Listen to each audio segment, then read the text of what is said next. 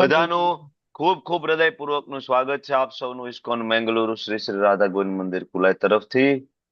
જીવેશ્વર કૃષ્ણચંદ્ર પ્રભુજી વેલકમ. ધર્મિષ્ઠા માતાજી, કોમલ કિરણ ગોર માતાજી, અરાધિકા સીતા હરે માતાજી, કૃષ્ણ પ્રભુજી દંડવત પ્રણામ. હરે કૃષ્ણ. હરે કૃષ્ણ તેજલ પ્રભુજી. માતાજી સાથે કૃષ્ણ કૃપાલય પ્રભુજીના મમ્મી, હરે કૃષ્ણ. યસ માતાજી હરે વેલકમ. કૃષ્ણ પ્રભુજી. હરે કૃષ્ણ માતાજી. તપ્ત કાંચન ગૌરાંગી માતાજી, વિક્રમ પંડ્યા પ્રભુ, હરે હિરલ કૃષ્ણ રામાનુજ દંડવત. માતાજી, નૈના નડિયાદરા માતાજી, એન્ડ જિગીશા પટેલ માતાજી, સુરેશ પ્રભુ, હરે કૃષ્ણ પ્રભુજી. રતિલાલ પ્રભુ, વિક્રમી કૃષ્ણ હરે પ્રભુ, પૂર્વી હરે માતાજી, કૃષ્ણ નિલપા કૃષ્ણ માતાજી, પ્રભુજી. જ્યોતિ પ્રણામ. માતાજી, હેમ સુંદરી માતાજી, વેલકમ. હરે કૃષ્ણ. હરે કૃષ્ણ. આપ સૌનું ખૂબ ખૂબ હૃદયપૂર્વકનું હરે સ્વાગત છે. કૃષ્ણ પ્રભુજી. દંડવત પ્રણામ. ધન્યવાદ પ્રણામ. હરે ઇસ્કોન કૃષ્ણ. મેંગલુરુ શ્રી શ્રી રાધા ગોવિંદ મંદિર કુલાઈ તરફથી ચાલતા ભક્તિ શાસ્ત્રીના આ સેશનમાં આપ સૌનું ખૂબ ખૂબ હૃદયપૂર્વકનું સ્વાગત છે.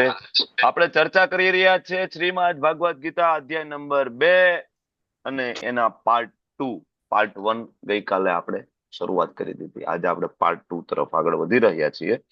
અધ્યાય બહુ લાંબો છે, તમને ખ્યાલ છે. Second longest chapter of Shrimad Bhagavad Gita. શરૂઆત કરશું ભગવાન શ્રી શ્રી રાધા ગોવિંદના ચરણોમાં ખૂબ ભાવપૂર્વક પ્રેમપૂર્વકની પ્રાર્થના સાથે ભગવાનને પ્રાર્થના કરીએ કે ભક્તિ શાસ્ત્રી કરીને તમારે જેવા ભક્તની ઈચ્છા છે, 12મા અધ્યાયમાં ભગવાન કહે છે ને, ભક્તાસ્તે અતીવ મેં પ્રિય. હા, મને આવો ભક્ત પ્રિય છે, મને આવો ભક્ત પ્રિય છે. ભગવાનની ઈચ્છા છે કે આપણે એવા ભક્ત બનીને દેખાડીએ. તો પ્રાર્થના કરીએ શ્રી શ્રી રાધા ગોવિંદજીને, સર્વ પ્રભુપાદજીને કે ભક્તિ શાસ્ત્રી જેમ જેમ જેમ જેમ થતું જાય તો અમારામાં પણ એ બધા ગુણો ધીમે ધીમે ડેવલપ થતા જાય. ઓમ અજ્ઞાનતિમિરાંધસ્ય જ્ઞાનાંજન શલાકયા ચક્ષુરુન્મિલિતમ યેન તસ્મૈ શ્રી ગુરુવે નમઃ. શ્રી ચૈતન્ય મનોભીષ્ટમ સ્થાપિતમ યેન ભૂતલે સ્વયં રૂપ કદા મહ્યમ દદાતિ સ્વપદાંતિકમ. વંદેહમ શ્રી ગુરો શ્રીયુતા પદકમલમ શ્રી ગુરુન વૈષ્ણવાંશ્ચ શ્રીરૂપમ સાગ્રજાતમ સહગણ રઘુનાથાન્વિતમ તમ સજીવમ સાદ્વૈતમ સાવધૂતમ પરિજન સહિતમ કૃષ્ણા ચૈતન્ય દેવમ શ્રી રાધા કૃષ્ણ પાદાન સગણ લલિતા શ્રી વિશાખાન્વિતાંશ્ચ. હે કૃષ્ણા કરુણા સિંધુ દીનબંધુ જગતપતે ગોપેશ ગોપિકા કાંત રાધા કાંત નમસ્તુતે. તપ્ત કાંચન ગૌરાંગી શ્રી રાધે વૃંદાવનેશ્વરી વૃષભાનુસુતે દેવી પ્रणमामि हरि प्रिये. वाञ्छा कल्पतरुभ्यश्च कृपा सिन्धुभ्य एव च पतितानां पावनेभ्यो वैष्णवेभ्यो नमो नमः. नमो ओम विष्णुपादाय कृष्णपृष्ठाय भूतले श्रीमते भक्ति वेदांत स्वामी निति नामिने. नमस्ते सारस्वते देवी गौरवाणी प्रचारिणे निर्विशेषा शून्यवादी पाश्चात्या देशतारिणे.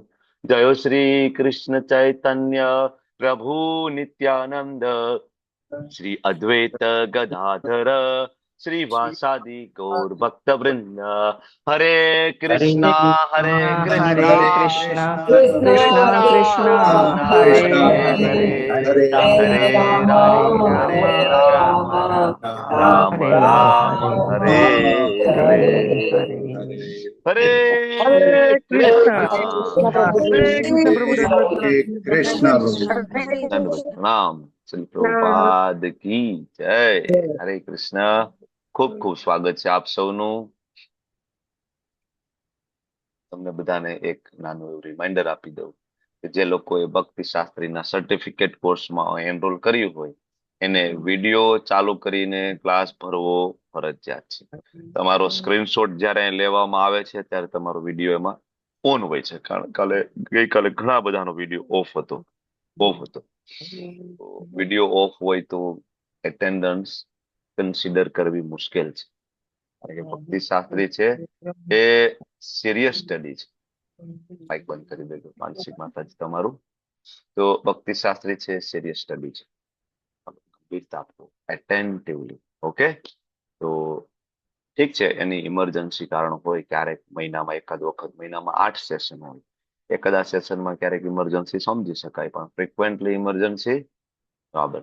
હું તમને વારંવાર કહું, તમે મને ચીટ કરી શકશો પણ કૃષ્ણને ચીટ કરી શકતા. ઓકે, તો ડોન્ટ ડુ, બરાબર, ડોન્ટ ડેર, બરાબર, બિલકુલ હિંમત નહીં કરતા કૃષ્ણને ચીટ કરવા માટે. ઓકે, તો યસ, ગઈકાલનું રિવિઝન લઈએ થોડું. ચાલો ઓવરવ્યુ આપી દો ફટાફટ. Fast raise your hand. Nilpa માતાજીથી શરૂઆત કરશું. ચાલો. હરે કૃષ્ણ પ્રભુજી, સાદર પ્રણામ. ગઈકાલે આપણે વર્ણાશ્રમ ધર્મનો સિદ્ધાંત અને માયાપુરના ઉદાહરણ દ્વારા આપણે સમજાવ્યું હતું કે તમાવતના લોકો સવારે મંગળા આરતીમાં ભાગ લે છે, અને આપણો ગોલ જે છે વિશુદ્ધ સત્વ છે, કે સત્વ, રજસ, તમજ અને 3 સાંકળો આપણે સમજાવ્યા હતા. સોનાની સાંકળ, ચાંદીની, લોખંડની.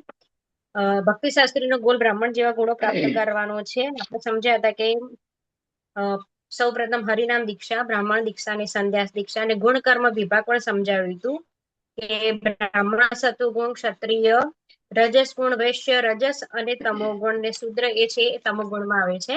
અને બધી વ્યાખ્યાઓ સમજાવી હતી કે બ્રાહ્મણ, ક્ષત્રિય, વૈશ્ય, શૂદ્ર, સંન્યાસ, વનપ્રસ્થ, ગૃહસ્થ અને બ્રહ્મચર્યની આવકનો 50% ભાગ આપણે દાન આપવો જોઈએ. અને ગૃહસ્થ શ્રમ ઉપર 3 આશ્રમો ટકી રહેલા છે. અને મહાભારતના યુદ્ધ દરમિયાન જયારે અર્જુનની રડે, આપણે રડવાનું શું કારણ હતું? પોતાની જાતને કેમ અર્જુનજી લાચાર માને છે? કારણ કે અમે પછી કરુણા, ભૌતિક અને આધ્યાત્મિક 3 મુદ્દા પર આપણે ચર્ચા કરી હતી. થેન્ક કરુણામાં યુ, આપણે સમજ્યા. હરે કૃષ્ણ. ધન્યવાદ. ભૂમિ જોશી માતાજી, Hare Krishna, over to you. હરે કૃષ્ણ પ્રભુજી. આપણે કાલ અધ્યાય 2 નો પ્રથમ શ્લોકમાં અર્જુનની પહેલી શરૂઆતમાં કરુણતા વિશે વાત કરી હતી. પછી ભગવાનનું મધુસૂદન નામ વિશેનો ઉલ્લેખ કરેલો હતો. ભગવાને જયારે મધુ નામના દૈત્યનો સંહાર કરેલો, એના પરથી ભગવાન કૃષ્ણને મધુસૂદન કહે છે. અને ભગવાન અર્જુનની કરુણતા વિશે પરથી સમજાવે છે કે આપણે જે કોઈ વ્યક્તિ પરથી આપણે તેના વસ્ત્ર માટે જે શોક કરીએ છીએ એ યોગ્ય નથી, પણ તે મતલબ એવી રીતે સમજાવે છે કે તે મનુષ્ય છે એના માટે છે. આપણે જેના કપડા તરતા હોય એના માટે શોક કરીએ છીએ, એ શોક યોગ્ય નથી. Thank you. કોમલ માતાજી બોલો. કોમલ કિરણ ગૌર માતાજી. હરે કૃષ્ણ પ્રભુજી. 2.1 માં થોડુંક એડ કરવું હતું કે એનામાં આપણે મુખ્ય 3 મુદ્દા મુખ્ય હતા કે ફર્સ્ટ કરુણા, ભૌતિક, આધ્યાત્મિક, અને બીજો મધુસૂદનનો અર્થ, અને ત્રીજો છે આ અધ્યાયનો પૂરો હેતુ છે એ 2.1 માં જણાવ્યું છે. Okay, thank you, thank you, thank you so much everyone. ચાલો, ડાઉન યોર હેન્ડ. તમારા બધા હાથ નીચે કરી દેજો. ચર્ચામાં આપણે આગળ વધી રહ્યા છીએ. તો લેસન નંબર 3 ની ચર્ચા કરી રહ્યા છે. બીજા અધ્યાયની અંદર લેસન 2 નું રિવ્યુ ગઈકાલે જોયું. વર્ણાશ્રમ ધર્મનો સિદ્ધાંત, વર્ણાશ્રમ ધર્મની પરિભાષા, વર્ણાશ્રમ ધર્મની વ્યાખ્યા, એની અંદર રહેલા 4 એના પેટા ધર્મ, એના વિશેની ચર્ચા, પ્રભુપાદનું સ્ટેટમેન્ટ, બરાબર. બ્રાહ્મણ, ક્ષત્રિય, વૈશ્ય, શૂદ્ર કોને કહેવાય, 4 પ્રકારના વર્ણ, 4 પ્રકારના આશ્રમ, આના વિશે આપણે ત્યાં ચર્ચા કરી ચુક્યા છીએ, અને આપણે 18મા અધ્યાયમાં પણ એના વિશે ચર્ચા કરવાના છીએ, બરાબર. આ બ્રાહ્મણ માટે, સોરી, સંન્યાસી માટે અભયમ સત્વ સંશુદ્ધિ. આજે અમે સવારે લેવલ 2 માં 16મો અધ્યાય ભણી રહ્યા છીએ. તો ખૂબ ડિટેલમાં સમજવાની અમે કોશિશ કરી. જો તમે લેવલ 2 સવારે એટેન્ડ કર્યું હોય તો તમને ખ્યાલ હશે કે માત્ર 3 શ્લોકમાં જ આજનું 1.5 કલાકનું સેશન પૂરું થઈ ગયું. પેલા 3 શ્લોક જ અમે લઈ શક્યા. તો આ બધા જે અહીંયા ગુણો આપ્યા છે, નિર્ભયતા, આત્મશુદ્ધિ, અને અમે ખૂબ ડિટેલમાં આજ સવારે જ ચર્ચા કરી ચુક્યા છીએ. તો તમને સમય અનુકૂળતા હોય તો જરૂરથી લેવલ 2 મોર્નિંગમાં 8 વાગે એટેન્ડ કરો, બરાબર. 16મો અધ્યાય ચાલી રહ્યો છે. અને ના સમય અનુકૂળતા હોય તો યુટ્યુબનું રેકોર્ડિંગ પણ તમને ત્યાં મળી જશે. તમારી અનુકૂળતાએ તે જોઈ શકશો. એ તમને ભક્તિ શાસ્ત્રીમાં ખૂબ હેલ્પ કરશે. એકચ્યુઅલી લેવલ 1, લેવલ 2 તમારું પેરેલલ સતત ચાલતું રહેતું હશે ને, તો ભક્તિશાસ્ત્રી ખૂબ ઇઝી થઈ જશે તમારા માટે. ઓકે, તો મારી તમને રિક્વેસ્ટ છે કે આવનારા લેવલ 1 માં પણ તમે રજીસ્ટર કરી દેજો અને લેવલ 2 માં પણ. ઓકે, અર્જુનના યુદ્ધ ના કરવાના 4 કારણો આપણે ભણી ચૂક્યા છે અને આ અધ્યાયની અંદર આ કારણો ને ભગવાન એડ્રેસ કરવાના છે. 5મું કારણ છે એ આપણે આજે જોવાના છીએ. વર્ણાશ્રમ ધર્મને કોઈ અનુસરે તો એનું રિઝલ્ટ શું આવે છે, આની આપણે ચર્ચા કરી ચૂક્યા છીએ. 100 જન્મ સુધી કોઈ વર્ણાશ્રમ ધર્મનું પાલન કરે તો ઇવન એ બ્રહ્મલોક સુધી એની કહેવાય બઢતી, બરાબર, એનું પ્રમોશન થઈ શકે. એટલો બધો પાવરફુલ છે વર્ણાશ્રમ ધર્મ. પહેલો શ્લોકની અંદર સંજય બોલી રહ્યા છે અર્જુનનો જે મનોદશા છે. તમ તથા કૃત્યા પૃષ્ટમ અશ્રુપૂર્ણ. આંખો અર્જુન રડી રહ્યા છે. વિચાર કરો, ક્ષત્રિય રડી રહ્યા છે. આ એ જ અર્જુન છે કે જે શિવજી સાથે ઘમાસાણ યુદ્ધ થયું હતું. શિવજીને બાણોથી ઢાંકી દીધા હતા અર્જુને શિવજીની સામે એટલા બધા તીર છોડ્યા હતા, બરાબર, ને તીરનું આખું કહેવાય ને ઇટ્સ લાઈક એ ટેન્ટ બનાવીને ભગવાનને અંદર છુપાવી દીધા હતા. શિવજી ખૂબ પ્રસન્ન થયા હતા. એટલો બળવાન યોદ્ધો છે અર્જુન. અને એ પહેલા શ્લોકની અંદર સંજય કહે છે કે રડી રહ્યા છે. તો તમે સમજી શકો કે પરિસ્થિતિ કેટલી એની સામે વિકટ હશે. કોઈ સામાન્ય પ્રસંગ નથી આ. ખૂબ પરિસ્થિતિ વિકટ હશે ત્યારે અર્જુન છે રડી રહ્યા છે. અને બીજા શ્લોકની અંદર આપણે ગઈકાલે ભણ્યા ભગવાનનો આ પહેલો શ્લોક છે ભગવદ ગીતાની અંદર. જેવા કૃષ્ણની એન્ટ્રી થાય છે અને કૃષ્ણ તરત પહેલું કામ કરે છે અર્જુનનો કાન ખેંચવાનું. ગુરુનું કામ છે, બરાબર, ખાલી વાહવાહી નહીં, બરાબર, ગુરુનું કામ છે. શું? બરાબર, કે શિષ્યને બરાબર પનિશમેન્ટ આપવાની જરૂર પડે તો પનિશમેન્ટ જ, એવું નહીં ખાલી વાહવાહી કે તમે ડોનેશન આપો બસ તમારું સારું થશે નહીં. શિષ્ય ઊંધા રસ્તે હોય તો ગુરુ પનિશમેન્ટ પણ આપે. ગુરુ કહેવાય. કુતસ્ત્વા કસ્મલમ ઇદમ. આવ્યું ક્યાંથી આ બધું? સવારે બધું રેડી હતું, બરાબર. ભગવાન અર્જુન કે સવારે નીકળ્યા ત્યારે બધું બરાબર હતું, અત્યારે થયું શું? અકીર્તિ કરમ, તારી બધી કીર્તિ જતી રહેશે. અસ્વર્ગ્યમ, ઉપરના લોકે નહીં મળે. અરે તું અનાર્ય જેવું બિહેવ કેવી રીતના કરી શકે? બીકોઝ યુ આર આર્ય, ભગવાન અર્જુન કહે છે. બરાબર, આ ચર્ચા ગઈકાલે આપણે કરી ચુક્યા છીએ અને એનો ભાવાર્થ ખૂબ સુંદર હતો. તમે લોકો વાંચ્યું હશે ને, બરાબર. 2.2 નો ભાવાર્થ. એમાં ભગવાન ને પ્રાપ્ત કરવાના જે 3 તબક્કા છે, સાક્ષાત્કાર કરવાના 3 તબક્કા છે, બ્રહ્મેથી, પરમાત્મેથી, ભગવતીથી, શબ્દથી. બરાબર, બ્રહ્મ, પરમાત્મા અને ભગવાન. આ સમજવું બહુ જરૂરી છે, બરાબર. અને એ સાક્ષાત્કારના જે 3 સ્ટેજ છે ને, પ્રભુપાદ ખૂબ સુંદર મજાની એક એનાલોજી લઈ આવી, ઉદાહરણ આપને સમજાવે છે. સૂર્યનો પ્રકાશ, સૂર્યની સપાટી અને સૂર્યગ્રહમાં પ્રવેશ, બરાબર, સૂર્યગ્રહના દેવતા, બરાબર. ભગવાનની વ્યાખ્યા સદ ઐશ્વર્યથી પરિપૂર્ણ એને ભગવાન કહેવાય. પ્રભુપાદ આ જ સિક્વન્સમાં તમને તાત્પર્યમાં સમજાવે છે. જરૂરથી તમે લોકો વાંચજો, બરાબર. અને હવે આગળનો આ જે શ્લોક આવે છે, આગળ તો કહી દીધું ભગવાને, કુતસ્ત્વા કસ્મલમ ઇદમ. સવારે ઉઠ્યા ત્યારે બરાબર હતું ભાઈ, મારી ઉપસ્થિતિમાં માયાએ કેમ પકડી લીધો તને? અનાર્ય જેવું બિહેવ કેવી રીતના કરે છે? પણ ત્રીજા શ્લોકની અંદર ભગવાન અર્જુનને બહુ ખીજાઈ જાય છે. એટલે બ્યમ્માસ્મ ગમઃ પાર્થ ન કહેવાના શબ્દ ભગવાન કહે છે અર્જુન. ક્લેબ્ય એટલે શું? ના મર્દાય. કોઈ પુરુષને ના મર્દ કેવું? મતલબ ઇટ્સ લાઈક એ ગાલી, બરાબર ને? ઇટ્સ લાઈક એ ગાલી, બરાબર. ભગવાન અર્જુન કહે છે યુ આર નપુંસક છો તું, ના મર્દ છો તું. ભગવાન અર્જુનને કહે છે. હવે એવું નથી કૃષ્ણ ખાલી સારા સારા વેણ જ બોલે છે. કૃષ્ણ જયારે ગુસ્સે થઈ જાય તો બરાબર ને અર્જુનને કહે પણ છે, ન કહેવાના શબ્દો પણ કહે છે, બરાબર. તો ક્લેબ્યમાસ્મ ગમઃ પાર્થ ન એતત ત્વયી ઉપપદ્યતે. ન એતત, આ તને નથી સોંપતું અર્જુન. શુદ્રમ હૃદય દૌર્બલ્યમ, બરાબર. તારું આવું હૃદય કેવી રીતના હોઈ શકે? આવી દુર્બળતાનો તું ત્યાગ કર. ત્યાગ કર અને ઉત્તિષ્ઠ પરંતપ. હે પરંતપ, તું ઉભો થા. આ શ્લોકની અંદર 2 વસ્તુ ભગવાન કરે છે. અર્જુનને મોટિવેટ પણ કરે છે અને અર્જુનને ખીજાય પણ છે. તો તમે કહો કે કયા શબ્દોથી અર્જુનને મોટિવેટ કરે છે અને કયા શબ્દોથી અર્જુનને ખીજાય છે? એક શબ્દ તમે કહી દીધો છે એટલે લગભગ તમને તો તરત લાઈટ થઈ જવી જોઈએ, બરાબર. આનંદ ચરણ પ્રભુ હેન્ડ રેઝ કરીને જ બોલવાની ટેવ પાડીશું આપણે. પરમ તપ, શત્રુઓનું દમન કરનાર. પરમ તપ થી શું કરે છે ભગવાનને? સોરી, અર્જુનને મોટિવેટ કરે છે કે ખીજાય છે? મોટિવેટ કરે છે કે તું શત્રુઓનું દમન કરનાર છે. બીજો કોઈ શબ્દ લાગે છે તમને હજી આમાં મોટિવેટ કરનારો? ઓકે, ચાલો આપણે બીજા પાર્ટિસિપન્ટ પાસે જઈએ. ખૂબ સરસ પ્રભુ, થેન્ક યુ. જિજ્ઞાસા માતાજી, બીજો કોઈ શબ્દ લાગે છે જેનાથી મોટિવેશન ભગવાન આપે છે અર્જુનને? જિજ્ઞાસા પિત્રોડા માતાજી? હરે નો? કૃષ્ણ પ્રભુજી. હા, હું તો બીજું પ્રભુજી આના માટે કહેતી હતી કે શુદ્રમ હૃદય દૌર્બલ્યમ યોના માટે એને આપવો આપે છે ને એના માટે. Okay, thank you. Shailesh Bhatt પ્રભુ, આમાં મને કહો કયા શબ્દથી હરે કૃષ્ણ. ખીજાય છે અને કયા શબ્દથી મોટિવેટ કરે છે? પરંતપ અને પાર્થ બે થી મોટિવેટ કરે છે. યસ પ્રભુ, બે શબ્દ છે, પાર્થ પાર્થ. અને પરંતપ. અને ખીજાય છે કયા શબ્દથી? Yes. કૈવલ્યમ અને દુર્બલ્યમ. ક્લેબ્યમ. ક્લેબ્યમ શબ્દ છે. હા, ક્લેબ્યમ. ક્લેવ્યમ હા, ક્લેવ્યમ ભગવાન ખૂબ ખીજાઈ જાય છે એકચ્યુઅલી. ના મર્દ જેવી વાતો કરે છો, સ્ત્રીઓ જેવું તારું વર્તન છે, બરાબર.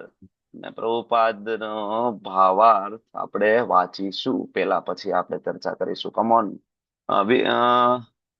કોણ વાંચશે ભાવાર્થ ફટાફટ? ચંદ્રિકા માતાજી ચાલો વાંચો. ચંદ્રિકા પરમાર માતાજી ભાવાર્થ વાંચો. હરે કૃષ્ણ પ્રભુજી. અર્જુનને પૃથાના પુત્ર તરીકે સંબોધવામાં આવ્યો છે. પૃથા કૃષ્ણના પિતા વસુદેવજીના બેન હતા. તેથી અર્જુનને કૃષ્ણ સાથે લોહીની સગાઈ હતી. જો ક્ષત્રિયનો પુત્ર લડવાનો નન્નો ભણે એટલે પીછેહટ કરે તો તે નામ માત્રનો ક્ષત્રિય છે, અને જો બ્રાહ્મણનો પુત્ર અપવિત્ર કાર્ય કરે તો તે પણ નામ માત્રનો બ્રાહ્મણ છે. આવા ક્ષત્રિયો તથા બ્રાહ્મણો તેમના પિતાના કુપુત્ર હોય છે. તેથી કૃષ્ણ ઈચ્છતા ન હતા કે અર્જુન એક ક્ષત્રિયનો અયોગ્ય પુત્ર બને. અર્જુન કૃષ્ણનો અત્યંત ગાઢ મિત્ર હતો અને કૃષ્ણ તેને રથ પર પ્રત્યક્ષ રીતે માર્ગદર્શન આપી રહ્યા હતા. પરંતુ આ બધા જમા પાસા હોવા છતાં જો અર્જુન યુદ્ધનો પરિત્યાગ કરે તો તે અત્યંત અપકીર્તિકર કાર્ય ઠરશે. માટે કૃષ્ણએ કહ્યું હતું કે અર્જુનમાં આવી વૃત્તિ તેના વ્યક્તિત્વ માટે શોભાસ્પદ નથી. અર્જુને કદાચ દલીલ કરી હોત કે તે પરમ પૂજ્ય ભીષ્મ તથા સ્વજનોને પ્રત્યેના ઉદાર દ્રષ્ટિકોણના કારણે યુદ્ધ ક્ષેત્ર છોડવાનો હતો, પરંતુ કૃષ્ણ આવી ઉદારતાનો કેવળ હૃદયની દુર્બળતા જ માને છે. આવી મિથ્યા ઉદારતાને કોઈ શાસ્ત્ર માન્યતા આપતું નથી. માટે કૃષ્ણના પ્રત્યક્ષ માર્ગદર્શન હેઠળ રહેલા અર્જુન જેવા પુરુષે આવી ઉદારતા અથવા કહેવાતી અહિંસાનો પરિત્યાગ કરવો જોઈએ. હરે કૃષ્ણ પ્રભુજી. હરી બોલ. ખૂબ સરસ માતાજી, થેન્ક યુ. પ્રભુપાદ એડ્રેસ કરે છે પેલું તો પૃથા શબ્દ, પાર્થ શબ્દને એડ્રેસ કરે છે. પાર્થ શબ્દનો અર્થ શું થાય? પૃથા પુત્ર. પૃથા એટલે કોણ? કુંતી મહારાણી, બરાબર. ભગવાન એને કેવા માંગે છે, ભાઈ તારા માતા કોણ છે? કુંતી મહારાણી. એના જીવનમાં એને શું શું મુશ્કેલીઓ જોઈ છે તું જોઈ લે. તારા જીવનમાં એક મુશ્કેલી આવે છે તો તું રડવા લાગ્યો છો અહીં, સ્ત્રીઓની જેમ. તારી માતા જો, મારી ફોઈ, બરાબર, એક વખત જો હું કોનો પુત્ર છું. અહીંયા અર્જુન કહી શકતા હતા. આ પાર્થ થી બે વસ્તુ થાય છે. એક તો અર્જુનને મોટિવેટ કરે છે, બીજું શું થાય છે કોણ કહે છે? પાર્થ શબ્દ ભગવાન બોલે છે, ભગવાનના મનમાં શું છે એકચ્યુઅલી? કોઈ કહેશે પાર્થ શબ્દ શું કામ, અર્જુન શું કામ નામ વાપર્યું? વાય? યસ, આનંદ ચરણ પ્રભુ, બીજું શું આમાં સમજી શકો કારણ કે તમે? એમના ફોઈના પુત્ર છે, એટલે સંબંધી છે, એમના ફોઈના છોકરા છે એટલે. બરાબર પ્રભુ, એ બરાબર છે. પ્રીતિ માતાજી, બીજું શું તમને યાદ આવે છે ભગવાન અહીં પાર્થ કે છે તો? હરે કૃષ્ણ પ્રભુજી. આમાં જે હૃદય દૌર્બલ્યમ કહે છે ને, તો એમ કહે છે કે જો તમારા માતાજીએ કેટલું બધું સહન કર્યું ને જીવન કેવી કઠિનાઈથી વિતાવ્યું છે ને તમારું મન કેવું આમ દુર્બલ થયું. હું એક અલગ એંગલ થી વિચારું છું એકચ્યુઅલી. તમે સાચા છો, બરાબર.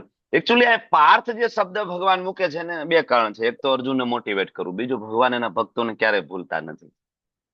યુદ્ધભૂમિ ઉપર પણ કુંતી મહારાણીને યાદ કરે છે. આવી પરિસ્થિતિમાં પણ ભગવાન ક્યારે એના ભક્તોને બિલકુલ વિસરતા નથી. જેમ ભગવાનના ભક્તો ભગવાનને નથી વિસરતા ને, જ્યારે 25 બરાબર કે 24/7 બરાબર હંમેશા ભગવાનના ભક્તો ભગવાનને યાદ કરે. ભગવાન 24/7 કન્ટિન્યુઅસ કોઈ પણ પરિસ્થિતિમાં, બરાબર, અહીંયા કુંતી મહારાણીને યાદ કરે છે. કેટલા મહાન ભક્ત છે મારા, ભગવાન યાદ કરે છે. ભગવાન નહોતા ઈચ્છતા એકચ્યુઅલી કે અર્જુન છે અયોગ્ય પુત્ર. પ્રભુપાદ વર્ણાશ્રમ ધર્મ સમજાવે છે કે ભાઈ બ્રાહ્મણનો દીકરો છે, બરાબર, એ અપવિત્ર કાર્ય કરે તો બ્રાહ્મણ નથી, ક્લિયરલી, બરાબર. બ્રાહ્મણ એને કહેવાય કે જે સત્વગુણમાં હોય. એવી જ રીતના ક્ષત્રિય, એટલે પ્રભુપાદ અહીંયા સમજાવે છે જન્મથી કોઈ બ્રાહ્મણ નથી, જન્મથી કોઈ ક્ષત્રિય નથી. વર્ણાશ્રમ ધર્મ સમજાવે છે. તો આવી હૃદયની જે દોડબોડતા છે એનો ત્યાગ કરો. કહેવાતી અહિંસાનો પરિત્યાગ બરાબર. આ બે મુદ્દા આમાં મહત્વના છે. એક તો પૃથા પુત્ર વર્ણાશ્રમ ધર્મ, બરાબર, એના ઉપર પ્રભુપાદ ફોકસ કરે છે. બહુ ઇમ્પોર્ટન્ટ પોઈન્ટ છે. ભગવાન કેટલા સારા ટીચર છે. અહીંયા આપણે વાત કરીએ છીએ, ભગવાન અર્જુનને પકડાવે છે, શાબ્દિક તમાચો મારે છે, ક્લેબ્યમ માસ ગમ પાર્થ, બરાબર. આ ગુરુનું કામ છે. પ્રભુપાદ કહે છે શિષ્યના અવગુણોને શોધી અને એને કહેવાનું કે આ તારી ભૂલ છે. ગુરુ, પિતા અને ટીચર, આ ત્રણનું કામ છે હંમેશા પુત્રોને પુત્ર અને વિદ્યાર્થીની જે નબળાઈ હોય એને કહેવી. સારા કામ એના જે કઈ હોય એ કદાચ ધ્યાને ના લ્યો ને તો એટલી જરૂર પણ નથી, કારણ કે બહુ સારા કામનું તમે વાહવાહી કરો છો તો એને ગર્વ થઈ જશે, એને એક પ્રકારનો અહંકાર થઈ જશે, બરાબર. તો પિતા, ટીચર અને ગુરુ, આ ત્રણની એ કામ છે, એની ફરજ છે કે નબળાઈઓ ખાસ તો એમને કેવી, બરાબર, કે આ ભૂલ છે, આ સુધારવું જોઈએ, આ સુધારવું જોઈએ, બરાબર. એટલે આ શ્લોક થી ભગવાન અર્જુનને હલાવી નાખે છે અંદરથી. નપુસકતા સુધીના શબ્દોનો ભગવાન ઉપયોગ કરી લે છે. પુસક છો, સ્ત્રીઓ જેવો તો વ્યવહાર કરે છે. એકચ્યુઅલી ભગવાન અર્જુનને ઉકસાવે છે. હજી થોડા પ્રશ્ન પૂછે ને હજી એની ઓરિજિનલ પરિસ્થિતિ ઉપર આવે ને એટલા માટે ભગવાન એને ઉકસાવે છે, બરાબર. તો ભગવાન જયારે અર્જુન આ રીતના ઉકસાવે છે તો અર્જુનના મનમાં આવે છે ના ના ના, હું નપુસક નથી. અર્જુન મનમાં શું ભગવાન સાથે સંવાદ કરે છે, હું નપુસક નથી, પણ મને કરુણા છે પ્રભુ, મને દયા છે. ત્યારે ભગવાન કે છે આવી દયા કામની શું તારી, નકારે છે. કરુણાના બે પ્રકાર છે, આપણે સમજી ગયા લાસ્ટ ટાઈમ, ભૌતિક અને આધ્યાત્મિક, બરાબર. ભૌતિક રીતના તમારી ગમે એટલી કરુણા હોય એનો કોઈ મતલબ નથી જો ભગવાનની યોજનાઓમાં સાથ ન આપતી હોય તમારી કરુણા. ગઈકાલે આપણે એક વસ્તુ ભણી ગયા છીએ કે આધ્યાત્મિક પુરુષ અને ભૌતિક રીતના સારો માણસ, એ બેમાં તફાવત છે. આપણે આ તફાવત સમજી નથી શકતા. આધ્યાત્મિક માણસ અને ભૌતિક રીતે સારો માણસ, સદાચારી માણસ, આ બે વસ્તુ જુદી જુદી છે. એકચ્યુઅલી બે એક નથી. ભગવાન એ જ સમજાવે છે. ભૌતિક રીતના તું ગમે એટલો મોટો દયાળુ હોય ને અર્જુન, કોઈ મતલબ નથી, તારી દયા નકામી છે. તો ઉત્તિષ્ઠ પરંતપ, બધાનો ત્યાગ કરીને ઉભો થા, તારી રિયાલિટીને તું યાદ કર, બરાબર. એટલે આ શ્લોકની અંદર ભગવાન અર્જુનને ખીજાય પણ છે, ક્લેબ્ય અને શુદ્ર શબ્દ વાપરીને અને પ્રેરિત પણ કરે છે, પાર્થ અને પરંતપ કહીને, બરાબર. પાર્થ, બરાબર, કુંતી પુત્ર, અને પરંતપ, શત્રુઓને તપાવીને ફ્રાય કરી નાખે, તપાવીને, બરાબર, ફ્રાય કરીને, બરાબર. એટલે એને પરંતપ તરીકે ઓળખવામાં આવે છે. હવે અર્જુન ભગવાન સાથે દલીલ કરે છે. અર્જુન એક શિષ્ટાચારની વાત ભગવાનની સામે મૂકે છે. શું કે છે? અર્જુન ઉવાચ કથમ ભીષ્મમ અહમ સંખ્યે દ્રોણમ ચ મધુસૂદન. વાત કરો છો, બરાબર ને, કે આને મારી નાખો, આને મારી નાખો, બરાબર. પણ અર્જુન હવે વળતો જવાબ ભગવાનને આપે છે. તમને એવું લાગે હું દુર્બળ હૃદય વાળો, તમે સમજો તો સમજો, બરાબર. પણ તમારા કહેવાથી, બરાબર, તમે મને નપુસક કહેશો, તમે મને નામર્દ કહેશો, તમે મને કહેશો કે હું સ્ત્રીઓ જેવું વર્તન કરું છું, ઇટ્સ ઓકે. તમે મને કહેશો કે હું નબળા હૃદય વાળો છું, તો પણ હું યુદ્ધ કરીશ નહીં. શું કામ? સામે કોણ છે તો જોવો તમે. કથમ ભીષ્મમ અહમ સંખ્યે દ્રોણમ ચ મધુસૂદન. હે મધુસૂદન, મારી સામે કોણ છે? કેવી રીતના હું કરી શકું? મારી સામે ભીષ્મ છે, જે મારા દાદા છે. હું જયારે નાનો હતો ને, કાદવ કીચડમાં રખડીને હું જયારે આવતો ને, તો ભીષ્મદેવ તો હંમેશા સ્વચ્છ અને સુંદર અને સુઘડ સફેદ કલરના જ કપડા પહેરતા. તો પણ હું દોડીને એની ગોદમાં બેસી જતો ને, તો ભીષ્મદેવ ગોદમાં બેસાડીને મને ખૂબ વાલ કરતા.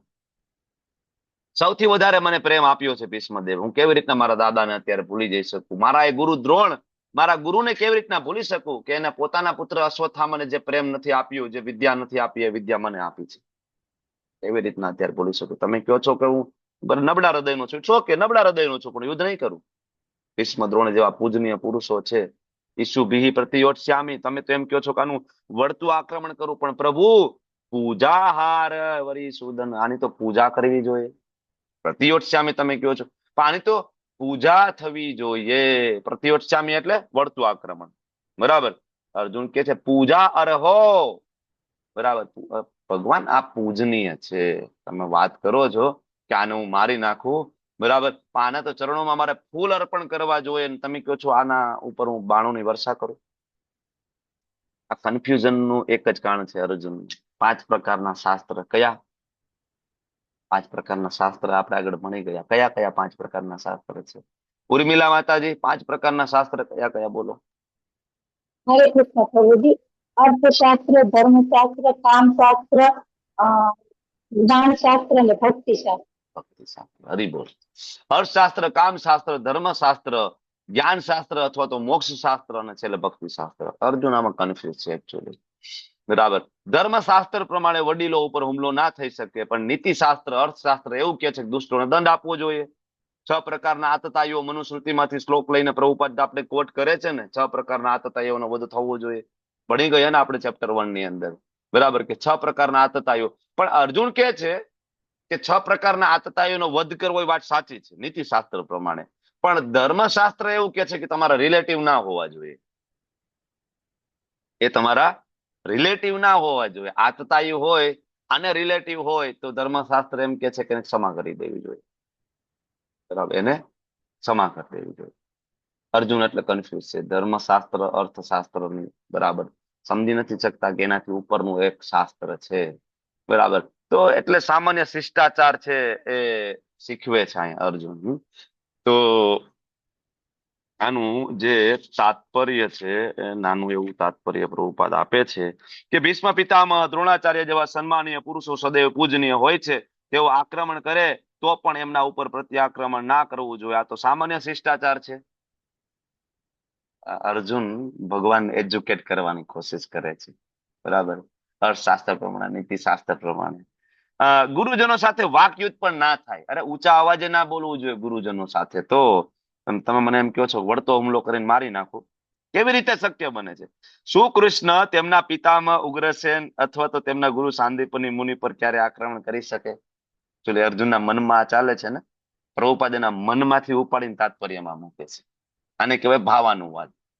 અર્જુનના મનમાં ચાલે છે. તમે મને કહો છો ને તમારું નામ મધુસૂદન છે ને, અહીં શું કામ મધુસૂદન શબ્દનો પ્રયોગ કર્યો છે? એટલા માટે અર્જુન કે તમારું નામ મધુસૂદન છે, તમે મને ભીષ્મસૂદન બનાવવા માંગી રહ્યા છો.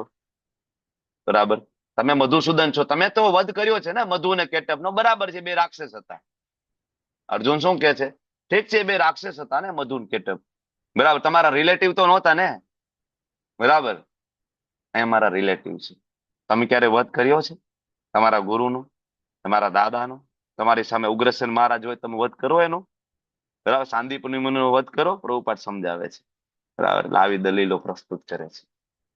બરાબર, તમે રાક્ષસ મધુને માર્યો તેથી તમારું નામ મધુસૂદન છે, પણ તમે મને મારા દાદા અને શિક્ષકને મારવાનું કહો છો, એ સંકેત છે. બધું બરાબર છે કે તમારું નામ મધુસૂદન છે. તમે એક રાક્ષસને માર્યો જેનું નામ મધુ હતું, પણ તમે મને કહો છો કે હું ભીષ્મસૂદન બની જાઉં.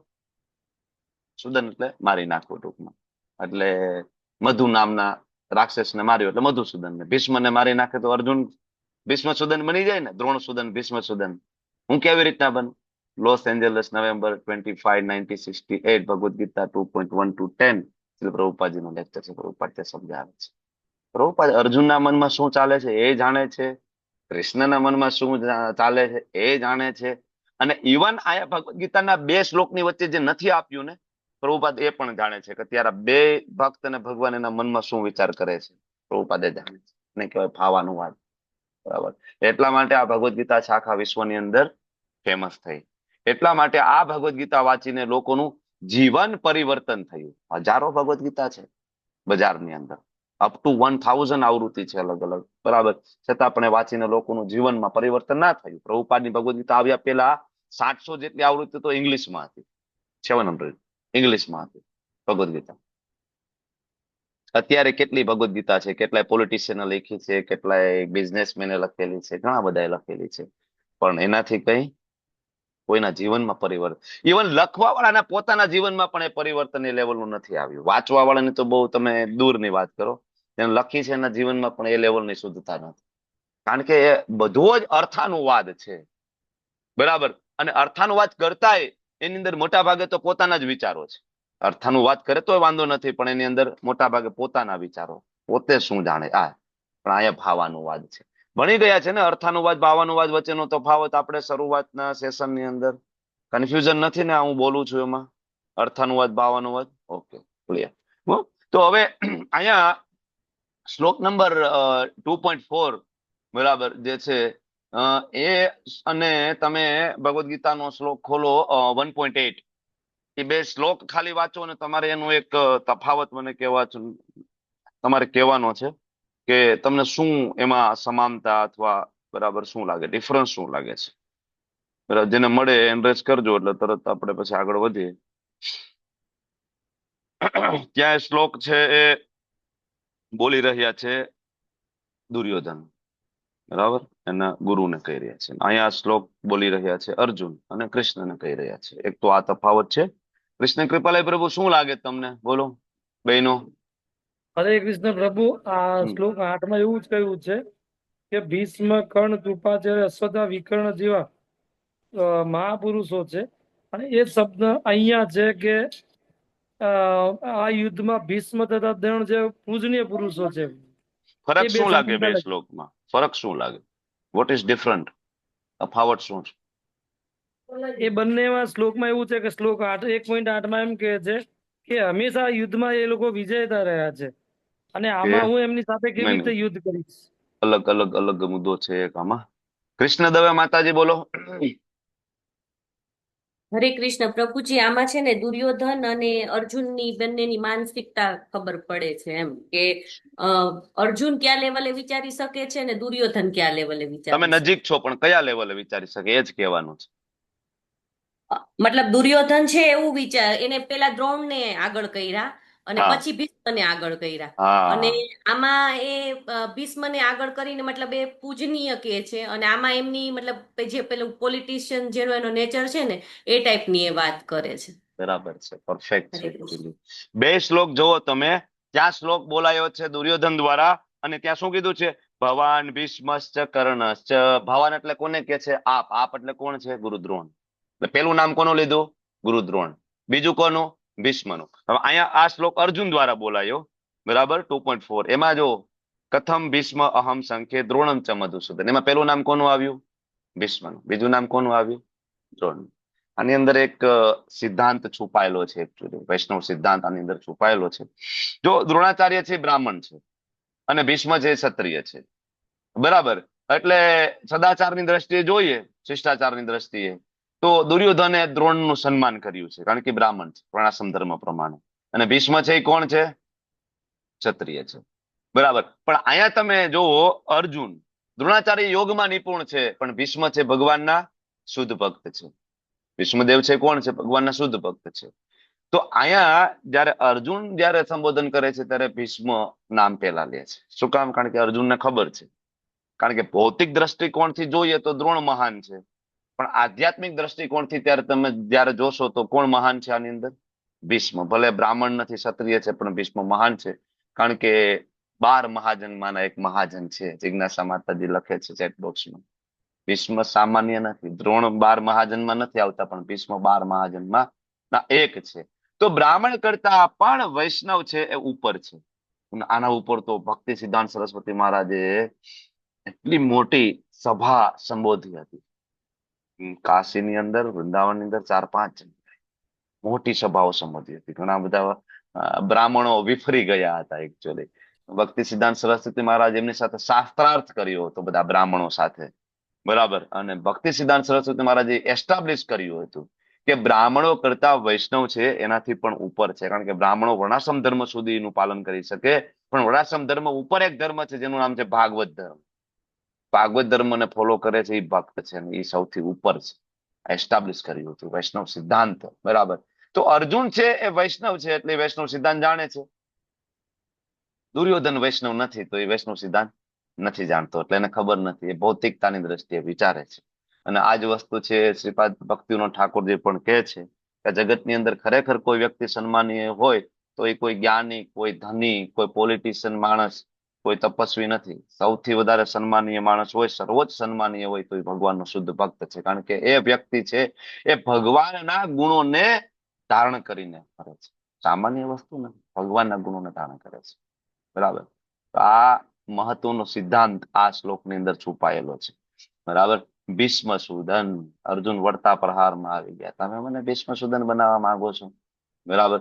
સેલ્ફ ડિફેન્સમાં ઘરના નાના બાળકોને તમે બહુ ખીજાવ ને, બરાબર, કેમ આટલો મોડો આવ્યો, કેમ આવ્યો, તો ઘણી વખત બાળક છે સેલ્ફ ડિફેન્સમાં આવી જાય. પપ્પા તમે ક્યારેક તો તમે મોડા આવો છો પપ્પા ઓફિસેથી, બરાબર ને? તો આજ મારે મોડું થઈ ગયું, વળતો પ્રહાર કરી દે. એમાં અર્જુન બાળકની જેમ ભગવાનની સામે વળતા પ્રહારમાં આવી ગયા છે. અર્જુન એક પછી ક્લેરિફિકેશન આપે છે, પોતાના ડિફેન્સ. કારણ કે ક્લેબિયા કીધું ને એટલે અર્જુન અંદર થોડા હલી ગયા. નામર્દ કીધું તો અર્જુન હલી ગયા. તો અર્જુન વળતા પ્રહારની અંદર આવી ગયા તરત ભગવાનની સામે. બરાબર. અને એક પછી ક્લેરિફિકેશન આપે. બરાબર. તો અર્જુન કહે છે કે હું કેવી રીતના વળતું આક્રમણ કરું. બરાબર. ભગવાન કે ભાઈ શું કામ નહીં કરે? બરાબર. આ લોકો કરી શકે સામેવાળા, તો તું શું કામ ના વળતું પ્રહાર કરી શકે? બરાબર. ત્યારે અર્જુન 5મા શ્લોકમાં કહે છે, ગુરુ હત્વા હિ મહાનુભાવાન શ્રેયો ભોક્તુમ વેક્ષમપી લોકે હત્વાર્થ કામાસ્તુ ગુરુન નિહેવ ભુંજી ભોગાન રુધિર પ્રદિગ્ધાન. હવે અર્જુન કહે છે કેવી રીતના હું વળતું આક્રમણ કરું? મારા ગુરુજનો છે, મહાપુરુષોને હણીને જીવવા કરતા તો હું જંગલમાં જતો રહું, ભીખ માંગી લઈશું. બરાબર. હું ભીખ માંગીને મારું જીવન નિર્વાહ કરી લઈશ, પણ ગુરુ હત્યા જેવો ઘોર અપરાધ તો નહીં કરું. બરાબર. કારણ કે આવું કરીશું તો અમારી ભોગવવા યોગ્ય દરેક વસ્તુ રક્ત રંજિત થશે. ગુરુ ન હત્વા મહાનુભાવાન, મહાપુરુષો છે આ, ગુરુજનો છે, આને કેવી રીતના મારું? ભેક્ષમ, હું તો ભીખ માંગી લઈશ. બરાબર. ભીખ માંગીને પણ આની અંદર અર્જુનની જે વિરક્તિનું, જે વૈરાગ્યનું જે લક્ષણ છે એના દર્શન થાય છે આપણે. બરાબર. આપણે એક 100 વારનું મકાન ના છોડી શકતા હોય, ભાઈ ભાઈમાં ઝઘડો થઈ જાય, આખી જિંદગી ના બોલીએ 100 વારના મકાન હાટોથી. બરાબર. બાજુમાં ખેતર હોય, શેઢા પાડોશી હોય, શેઢો ખોતરવામાં ભાઈ ભાઈનો વધ થઈ જાય. બરાબર. પણ અહીંયા અર્જુન જે છે એ ભગવાનના મહાન ભક્ત છે, એટલે અર્જુનની અંદર એક ગુણ છે. બરાબર. કે ગમે તે ભલે ને ચક્રવર્તી સમ્રાટ બની જાવ તોય નથી જોઈ નહીં કરી શકે. ગુરુના હત્વા મહાન. બરાબર. તો તાત્પર્ય નાનું એવો છે, તમે લોકો વાંચો, પછી આપણે થોડી ચર્ચા કરીને આગળ વધી. ચાલો, કોણ વાંચે છે? ફર્સ્ટ એન્ડ્રેસ જે થાય એને વાંચવાનું. ભવ સિંધુ પ્રભુ, ચાલો. ભવ સિંધુ પ્રભુ, કમ ઓન ફાસ્ટ. હરે કૃષ્ણ પ્રભુ, દંડવત પ્રણામ. યસ પ્રભુજી. તાત્પર્ય શિલા પ્રભુપાદ દ્વારા નિધમ ધૃણાસ્પદ કર્મમાં પરોવાયેલો તથા વિવેક ભ્રષ્ટ થયેલા ગુરુ શાસ્ત્રોના નિયમ અનુસાર ત્યાજ્ય છે.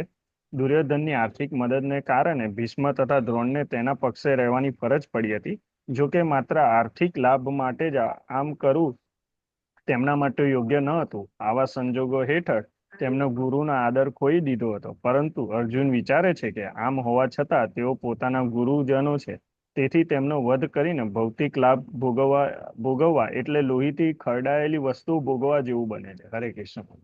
હરે કૃષ્ણ પ્રભુ. Thank you. ઘણા બધા એમ કહેતા હોય કે ગુરુનો કોઈ દી ત્યાગ ના કરવો જોઈએ, ગુરુ થોડા બદલાવાય. એક જગ્યાએ દીક્ષા લઈ લીધી, હવે બસ, હવે ગુરુ ગમે લીલા કરે, ગુરુ ના બદલાવાય. તો પદ એટલા માટે સમજાવે છે ગુરુનો પણ ત્યાગ થઈ શકે. ગુરુનો ત્યાગ કોણે કર્યો હતો? શાસ્ત્રની અંદર બેસ્ટ એક્ઝામ્પલ બલી મહારાજ. બરાબર ને? શુક્રાચાર્યનો ત્યાગ કરી દીધો હતો. જ્યારે ગુરુ તમને શાસ્ત્ર તરફ ના લઈ જાય, ઓથેન્ટિક શાસ્ત્ર કૃષ્ણ તરફ ના લઈ જાય, એ ગુરુ છે એનો ત્યાગ કરી દેવો જોઈએ. બરાબર. બરોબર, સરસ સમજાવે છે. ભગવાન કહે છે કે ગુરુ છે, ઇટ્સ ઓકે. અર્જુને કીધું ને મારા ગુરુ છે, હું કેમ એનો વધ કરું? ભગવાન સમજાવે ગુરુ છે, ઇટ્સ ઓકે અર્જુન, પણ એનો આદર ખોઈ દીધો છે. કારણ કે એ અધર્મની સાઈડ જતા રહ્યા છે. અધર્મની સાઈડ ગુરુ જતા રહ્યા હોય તો આવા ગુરુનો ત્યાગ કરી દેવો છે. કારણ કે લાલચમાં આવી ગયા છે. દુર્યોધને ધન આપ્યું છે ને, બરાબર, એટલે એ લોકો પાર્ટી ના બદલી એની સાથે રહ્યા, દ્રોણ, ભીષ્મ બધા. બરાબર. તો હવે એનો ત્યાગ કરો, અધર્મી બની ગયા છે. અર્જુન ભગવાનને દલીલ કરે, ભલે ને અધર્મી બની ગયા હોય ને તો પણ મારો અધિકાર નથી તેની હત્યા કરવાનો. અહીંયા પણ એક વૈષ્ણવ સિદ્ધાંત છે. ગુરુ અધર્મી બની ગયા હોય તો પણ એને સુધારવાનો કે એનો વધ કરવાનો મારો અધિકાર નથી. કારણ કે સિદ્ધાંત એવો છે કે આપણાથી મોટા વૈષ્ણવ હોય, ક્યારેક ભૂલ કરે, બરાબર, આપણાથી મોટા વૈષ્ણવ ક્યારેક ભૂલ કરે ને, તો એને સુધારવા માટેનો કે એને સજા આપવા માટેનો અધિકાર નાના વૈષ્ણવોને નથી. કારણ કે મર્યાદાનું વ્યતિક્રમ થઈ જાય, આપણે ના સુધારી શકીએ તો શું કરવાનું? બરાબર. આ સવારમાં પણ આ લગભગ આપણે ચર્ચા થઈ હતી લેવલ 2. તો શું કરવાનું?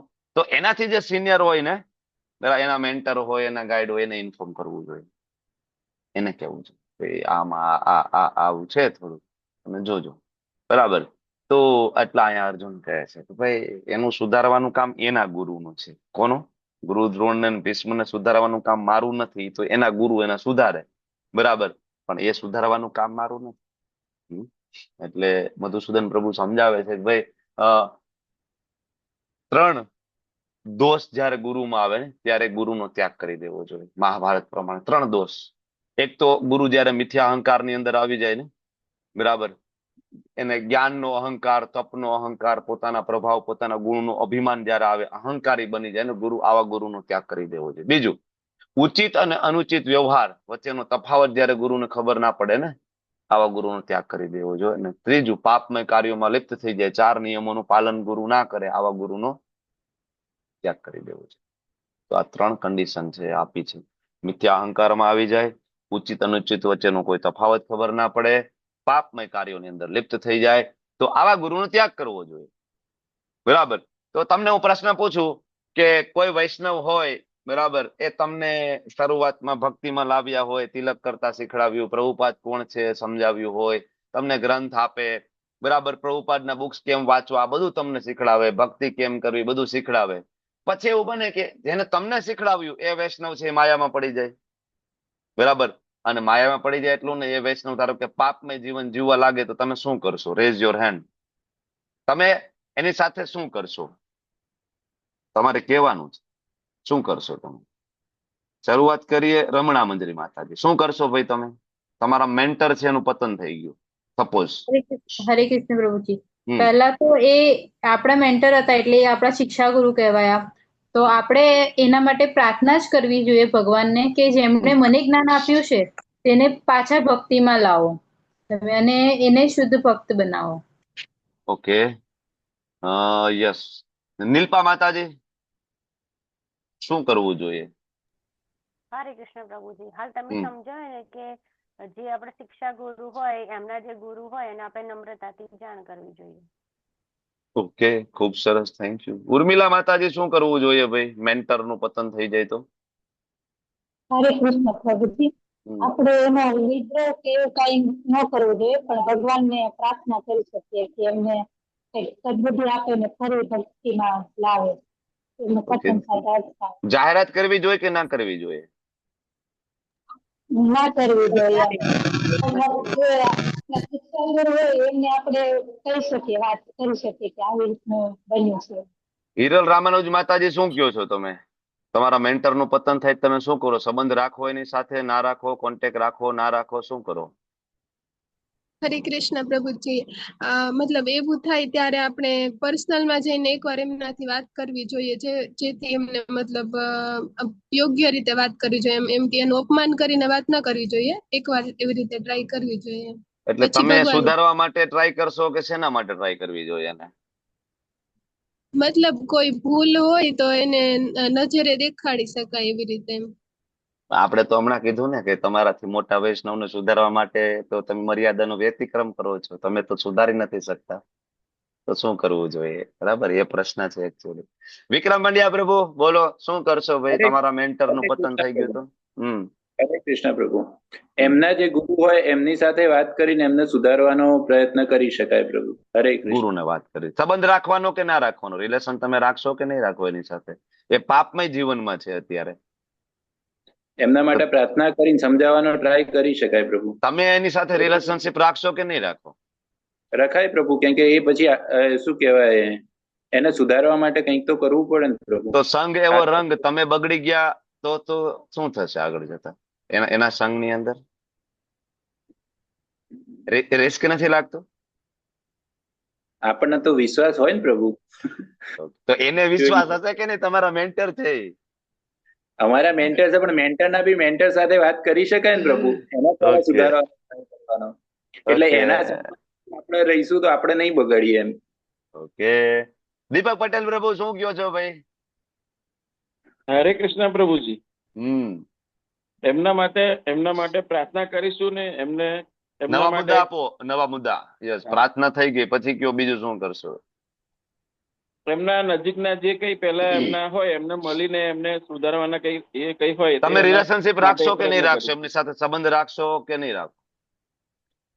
પ્રભુજી રાખીશું ખરા, પણ એમના જે એ હોય ભક્તિના વિરુદ્ધમાં હોય એ ગુણ અમે એક્સેપ્ટ નહીં કરીએ એવું છે પ્રભુજી. ઓકે, તો પબ્લિકલી એક્સપોઝ કરવા જોઈએ કે ના કરવા જોઈએ? પબ્લિકલી એક્સપોઝડ ના પ્રભુજી, ના કરવા જોઈએ, કેમ કે આપણા શિક્ષા ગુરુ છે એટલે એમનું મર્યાદા તો આપણે એ કરવી જ પડે પ્રભુ. Thank you so much everyone. Shashi માતાજી તમે એક બોલી લો, ચાલો. હરે કૃષ્ણ. છોડી દેવા જોઈએ અને પ્રાર્થના કરવી જોઈએ કે મને આનાથી દૂર રાખે. એને છોડી દેવા જોઈએ, ભગવાનને પ્રાર્થના કરવી જોઈએ મને દૂર રાખે, એટલે એનું જે થવું હોય થાય એનાથી દૂર રાખે કે મને સંગતની અસર ન થાય. હરે કૃષ્ણ. છોડવા ના જોઈએ, છોડવા ના જોઈએ. બરાબર. મેઇન વસ્તુ એ છે કે પબ્લિકલી એક્સપોઝ ના કરવા જોઈએ. બરાબર. એને છાપે ના ચડાવવા જોઈએ, વોટ્સએપ ઇન્સ્ટાગ્રામમાં ના ચડાવવા જોઈએ. બરાબર. કારણ કે ભગવાને પણ કીધું છે અપિચેતસી દુરાચારો. બરાબર. એ વાળો શ્લોક ની અંદર સાધુ રેવ સમંતવ્ય, ધીમે ધીમે સાધુ બની જશે. ક્ષિપ્રમ ભવતી ધર્માત્મા. કારણ કે કોઈ કૃષ્ણનો ભક્ત બને ને એક તો પેલા એ બહુ નામ જન્મ નામ અંતે વસ્તુ પોસિબલ થઈ છે. સમજો કોઈ સામાન્ય એક ઘટના નથી ઘટિત થઈ કે કોઈ વ્યક્તિ વૈષ્ણવ બન્યો છે. બરાબર. પછી માયામાં પડી જવું. બરાબર. એક તો એ વસ્તુ સ્વાભાવિક પણ છે, કારણ કે આ જીવ છે ભગવાનની તટસ્થ શક્તિ છે. જીવ છે ભગવાનની તટસ્થ શક્તિ છે. તટસ્થ શક્તિ હોવાના કારણે કાં તો માયામાં રે કાં ભગવાન પાસે જાય, બે માંથી એકમાં એનું થોડું હાલક ડોલક રહે જ છે, છેક સુધી રહે છે. બરાબર. તો એને પબ્લિકલી એક્સપોઝ નહીં કરવાનો. એક્સપોઝ કરશો તો સમાજને વિશ્વાસ ઉડી જશે બધા સાધુઓ ઉપરથી, બધા સારા માણસો ઉપરથી, અને ઇવન સંસ્થા ઉપરથી. ઇસ્કોનનો કોઈ ભક્ત હોય, બરાબર, ઘણા સમયથી સેવા કરતો હોય, અને પછી તમે પબ્લિકલી એક્સપોઝ કરી દો ને તો લોકો બ્લેમ કરે સીધા પ્રભુપાદને, લોકો બ્લેમ કરે સંસ્થાને કે આ સંસ્થા જ આવી છે. સમજ્યા? એટલે લોકોને સારી સંસ્થા ઉપરથી વિશ્વાસ ઉડી જશે, શ્રદ્ધા બધાની તૂટી જશે. બરાબર. એના કારણે લોકો છે એ વધારે અધર્મી બની જશે. એટલે ભૂલનો પ્રચાર ના કરવો જોઈએ, અને નજરઅંદાજ આપણે કરશું તો પણ નુકસાન છે, કારણ કે તો એનું વધારે પતન થઈ જશે. શશી માતાજી કીધું કે એને છોડી દેવા જોઈએ. તમે છોડી દેશો તો એનું વધારે પતન થઈ જશે. તમારા મેન્ટર છે, તમારે એના માટે કરવું જોઈએ. ને શું કરવું જોઈએ? સંગ ના લઈએ પણ આપણો પ્રભાવ તો એના ઉપર પડી શકે કે નહીં? તમે આટલા સમયથી માળા કરો છો, સાધના કરો છો, જોબ કરો છો, બરાબર, એની સાથે વાત કરીને તમારી સાધના નો પ્રભાવ એના ઉપર પાડી શકાય ને? બરાબર. અને તમે બાકી જે બધા આન્સર આપ્યા છે પણ સાચા છે, એમના મેન્ટરને એપ્રોચ કરી શકાય. બરાબર. કારણ કે કોઈ વ્યક્તિને તમે એક્સપોઝ કરશો ને તો વ્યક્તિ રિટર્ન કોઈ દિવસ નહીં આવે. ખબર તમે? એ ઇસ્કોનમાં પાછું કોઈ પણ સંસ્થામાંથી કોઈકને એક્સપોઝ કરી દો ને, પછી એને પાછું તમારી પાસે આવતા બહુ શરમ થાય, મોઢું ના બતાવી શકે ને. એટલે એને ઇવન એને ગિલ્ટી ફીલ થયું હોય ને, આવવું હોય ને તો પણ એ પાછો ક્યારે આવી નહીં શકે. નેવર આવે, કોઈ દી નહીં આવે, સંસ્થામાં નહીં આવે. તો આ જાણવું પડે. પતન તો ઋષિ વિશ્વામિત્રનું પણ થયું હતું, ખબર છે? એક બે વાર નહીં, ઘણી વખત થયું હતું. કામથી પતન, ક્રોધથી પતન, છતાં પણ એ ઉઠ્યા. ઘણી વાર પડ્યા અને ઉઠ્યા, અને ભગવાનના નામથી એટલા પવિત્ર બન્યા કે અલ્ટિમેટલી એ ભગવાન રામચંદ્રજીના ગુરુપદ ઉપર બિરાજમાન થયા. બરાબર ને? બાળક ચાલતું હોય તો પડે, બરાબર, પણ એને છોડી ના દેવો જોઈએ. કેમ? તમારી સાધનામાં એ બળ નથી, તમે પુણ્યાત્મા નથી. આટલી સાધના કરી, તમે તો પુણ્યાત્મા છો ને, તો તમે પુણ્યાત્મા હોય, બરાબર, તો ઉદ્ધાર કરો એ પાપીનો. ખરેખર તમે શુદ્ધ હોય, ખરેખર તમારી શુદ્ધતા હોય, ખરેખર સાધના હોય, તો સાધનાનો પ્રભાવ પડે. બરાબર. એના માટે પ્રયત્ન કરો, ખૂબ પ્રાર્થના કરો. બરાબર. સૌથી પહેલા નિંદા નહીં કરવાની, પ્રચાર નહીં કરવાનો. બરાબર. લોકોનો વિશ્વાસ ઉડી જશે. કેમ ભાઈ? ભૂલ બીજા ફિલ્ડમાં નથી થતી? ભૌતિક જગતમાં ભૂલ નથી થતી લોકોથી? નથી થતી? કંપનીઓમાં એની અંદર બધે નથી ભૂલ થતી? થાય છે ને. તો અહીંયા પણ આપણે વાત કરી હતી ને કે આ હોસ્પિટલ છે. આપણે ક્યાં છીએ અત્યારે? હોસ્પિટલમાં. તમે શું માનો છો? અહીંયા આવીને બધા ટ્રીટ થઈ ગયા છે?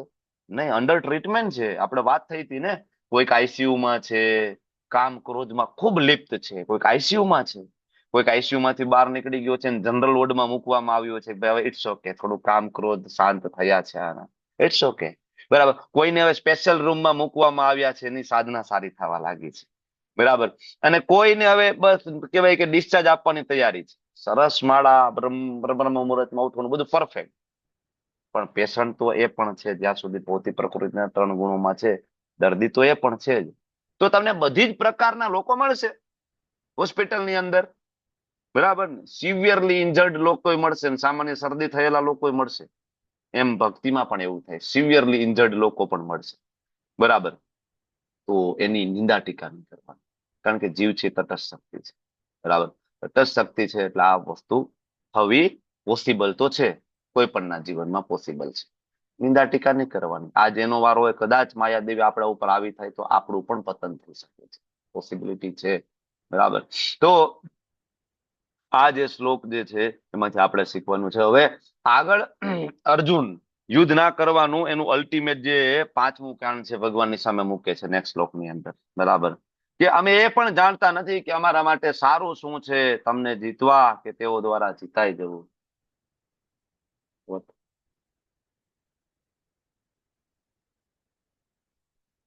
વિડીયો ઓડિયો બધું બરાબર છે? બરાબર છે પ્રભુજી. ઓકે, બરાબર. શું હતું?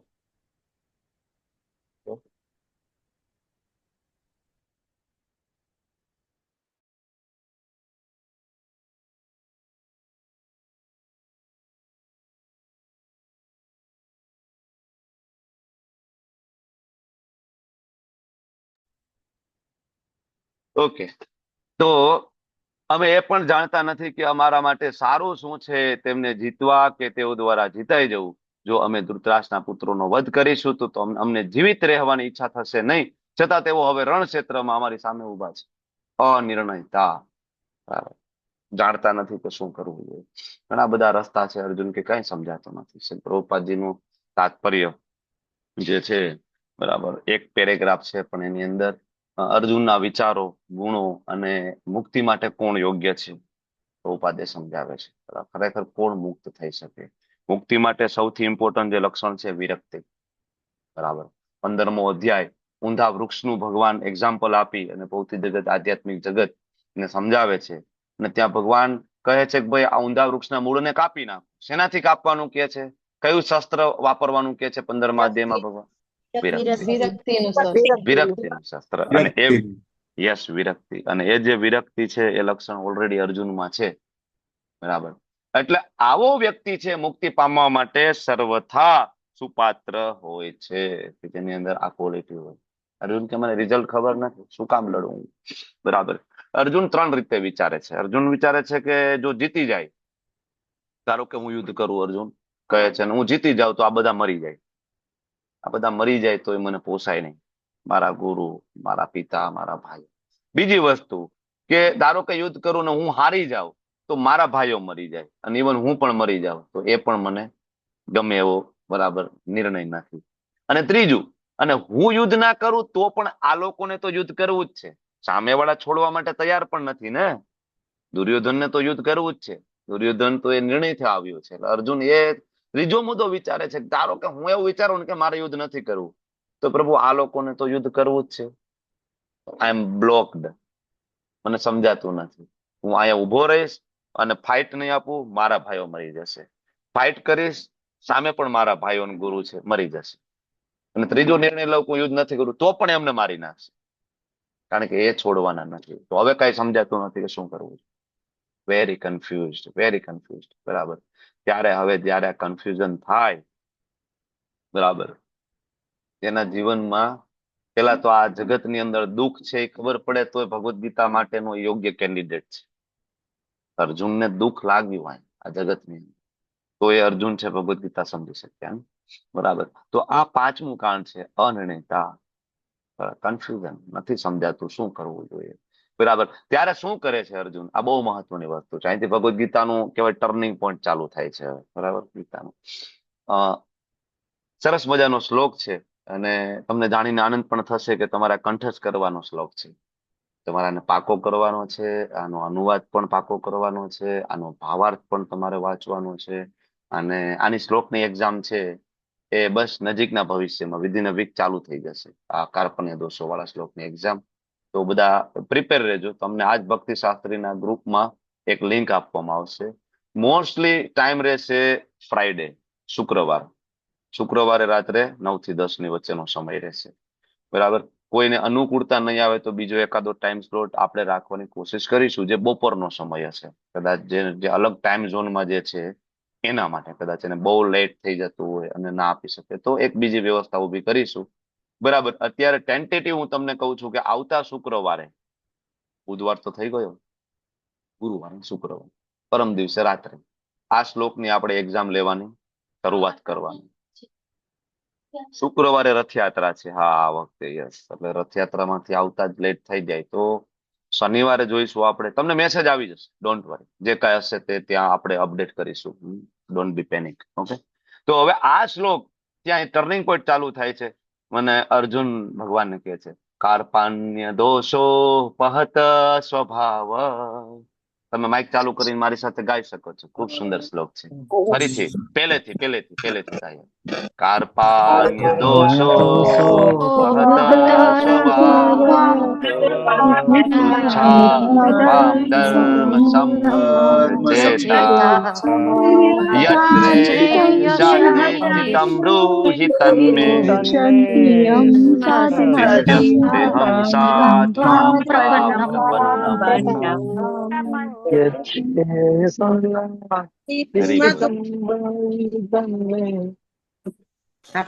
Thank you. મ્યુટ કરી દેજો બધાને. Thank you.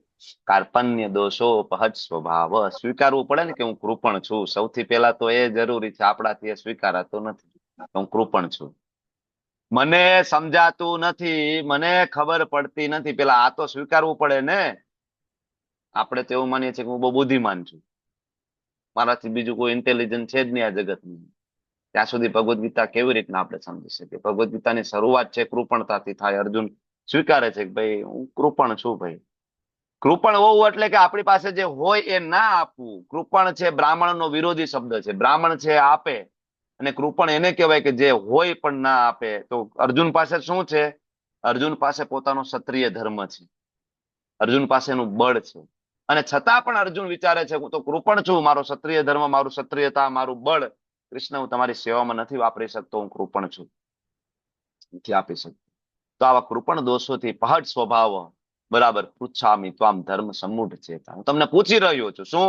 યત શ્રેય. જ્યારે જ્યારે અર્જુન ભગવાને પૂછશે ને આગળ કઈ પણ પ્રશ્ન, બરાબર, ત્યારે અર્જુન શ્રેય શબ્દ વાપરશે. એક શબ્દ છે શ્રેય અને બીજો શબ્દ છે પ્રેય. શ્રેય શબ્દ છે એ લોંગ ટર્મ બેનિફિટ માટે છે, લાંબા ગાળાનો ફાયદો હોય એ કહો ને. પ્રેય જે શબ્દ છે એ શોર્ટકટ, ટૂંકા ગાળાનો 1-2 જેને કર્યા છે એના માટે બહુ સામાન્ય વસ્તુ છે. એ લોકો વારંવાર રિપીટેશન થાય છે. પ્રભુપાદનો જે ભાવાર્થ છે, લાંબો ભાવાર્થ છે, હું તમને ઓવરવ્યુ આપું છું ભાવાર્થનું, તમે લોકો વાંચજો પછી. તો ભાવાર્થનો જે પેરેગ્રાફ નંબર 1 જે છે એની અંદર સદગુરુનું શરણ અને દાવાગ્નિ, આ બે વસ્તુ વિશે પ્રભુપાદ સમજાવે છે કે ડગલે ને પગલે મૂંઝવણ તો આવશે, બરાબર. તમારે ઈચ્છા નહીં હોય ને તો પણ તમારા જીવનમાં મુશ્કેલી તો આવશે. પ્રભુપાદ સમજાવે છે તમારા જીવનમાં મુશ્કેલી તો આવશે અને આવશે અને આવશે. એ સમયે શું કરવું જોઈએ? તો એ સમયે આધ્યાત્મિક ગુરુનો આશ્રય લેવો જોઈએ. અર્જુન સાથે જે પરિસ્થિતિ, જે ઘટના ઘટી છે ને, ઘટના આપણી સાથે પણ ઘટે છે. અનએક્સપેક્ટેડ ઘટનાઓ છે આ બધી. દાવાનળ, દાવાનળ એટલે ખબર છે ને કે જંગલની અંદર જે બે વૃક્ષ અથડાય અને એમાંથી જે ચિંગારી, જે તિખારો એ નીચે પડે સૂકા પાંદડામાં, અને પાંદડા સળગી જાય અને આખું વન સળગવા માંડે. સેંકડો વૃક્ષો. હમણાં ખબર છે ને અમેરિકામાં, ન્યુયોર્કમાં દાવાનળ ફાટી નીકળ્યો હતો. તો આપણે જેને મહાસત્તા તરીકે માનીએ છીએ, આખા વિશ્વની મહાસત્તા, એની સામે પાંગડી થઈ ગઈ હતી. કેટલા બધા મોટા મોટા ઘર, ગાડી, બધું બળીને ખાક થઈ ગયું હતું. મોટા મોટા સેલિબ્રિટીઝના મકાન હતા એ જગ્યાએ, બરાબર. તો એ આગ આવતા આવતા આવતા આવતા સેલિબ્રિટીઝના મકાન ને બધું, બરાબર, ને ભસ્મ કરી નાખ્યું. આપણે મહાસત્તા કહીએ છીએ. દાવાનળને મહાસત્તા પણ બુજાવી શકવા માટે સક્ષમ નથી થઈ, બરાબર. તો આ દાવાનળ છે. વરસાદની આગાહી હોય, દાવાનળની આગાહી ના હોય. વરસાદ પડે તેની આગાહી હોય, બરાબર ને. દાવાનળની ક્યાં આગાહી હોતી નથી, બરાબર. તો આવી જ રીતના દાવાનળની જેમ જીવનમાં સમસ્યા તો ગમે ત્યારે આવશે, બરાબર. તમને એવું લાગે કે ત્યારે બધું ઠીકઠાક છે, ઇટ્સ ઓકે, પણ આવશે. સમસ્યા તો આવશે. બધું બરાબર ચાલતું હશે ને અચાનક જ, બરાબર, તાવ, શરદી ઉધરસ જેવું થશે ને ડોક્ટર પાસે જશો, રિપોર્ટ કરાવશે, ડોક્ટર કહેશે કે ભાઈ આમાં તો ન્યુમોનિયા છે, ડોક્ટર કહેશે આમાં કોરોના છે, ડોક્ટર કહેશે આમાં કેન્સર છે, અને એ પણ 4th સ્ટેજમાં. બધું જ બરાબર ચાલતું હશે, બધું પરફેક્ટ ચાલતું હશે.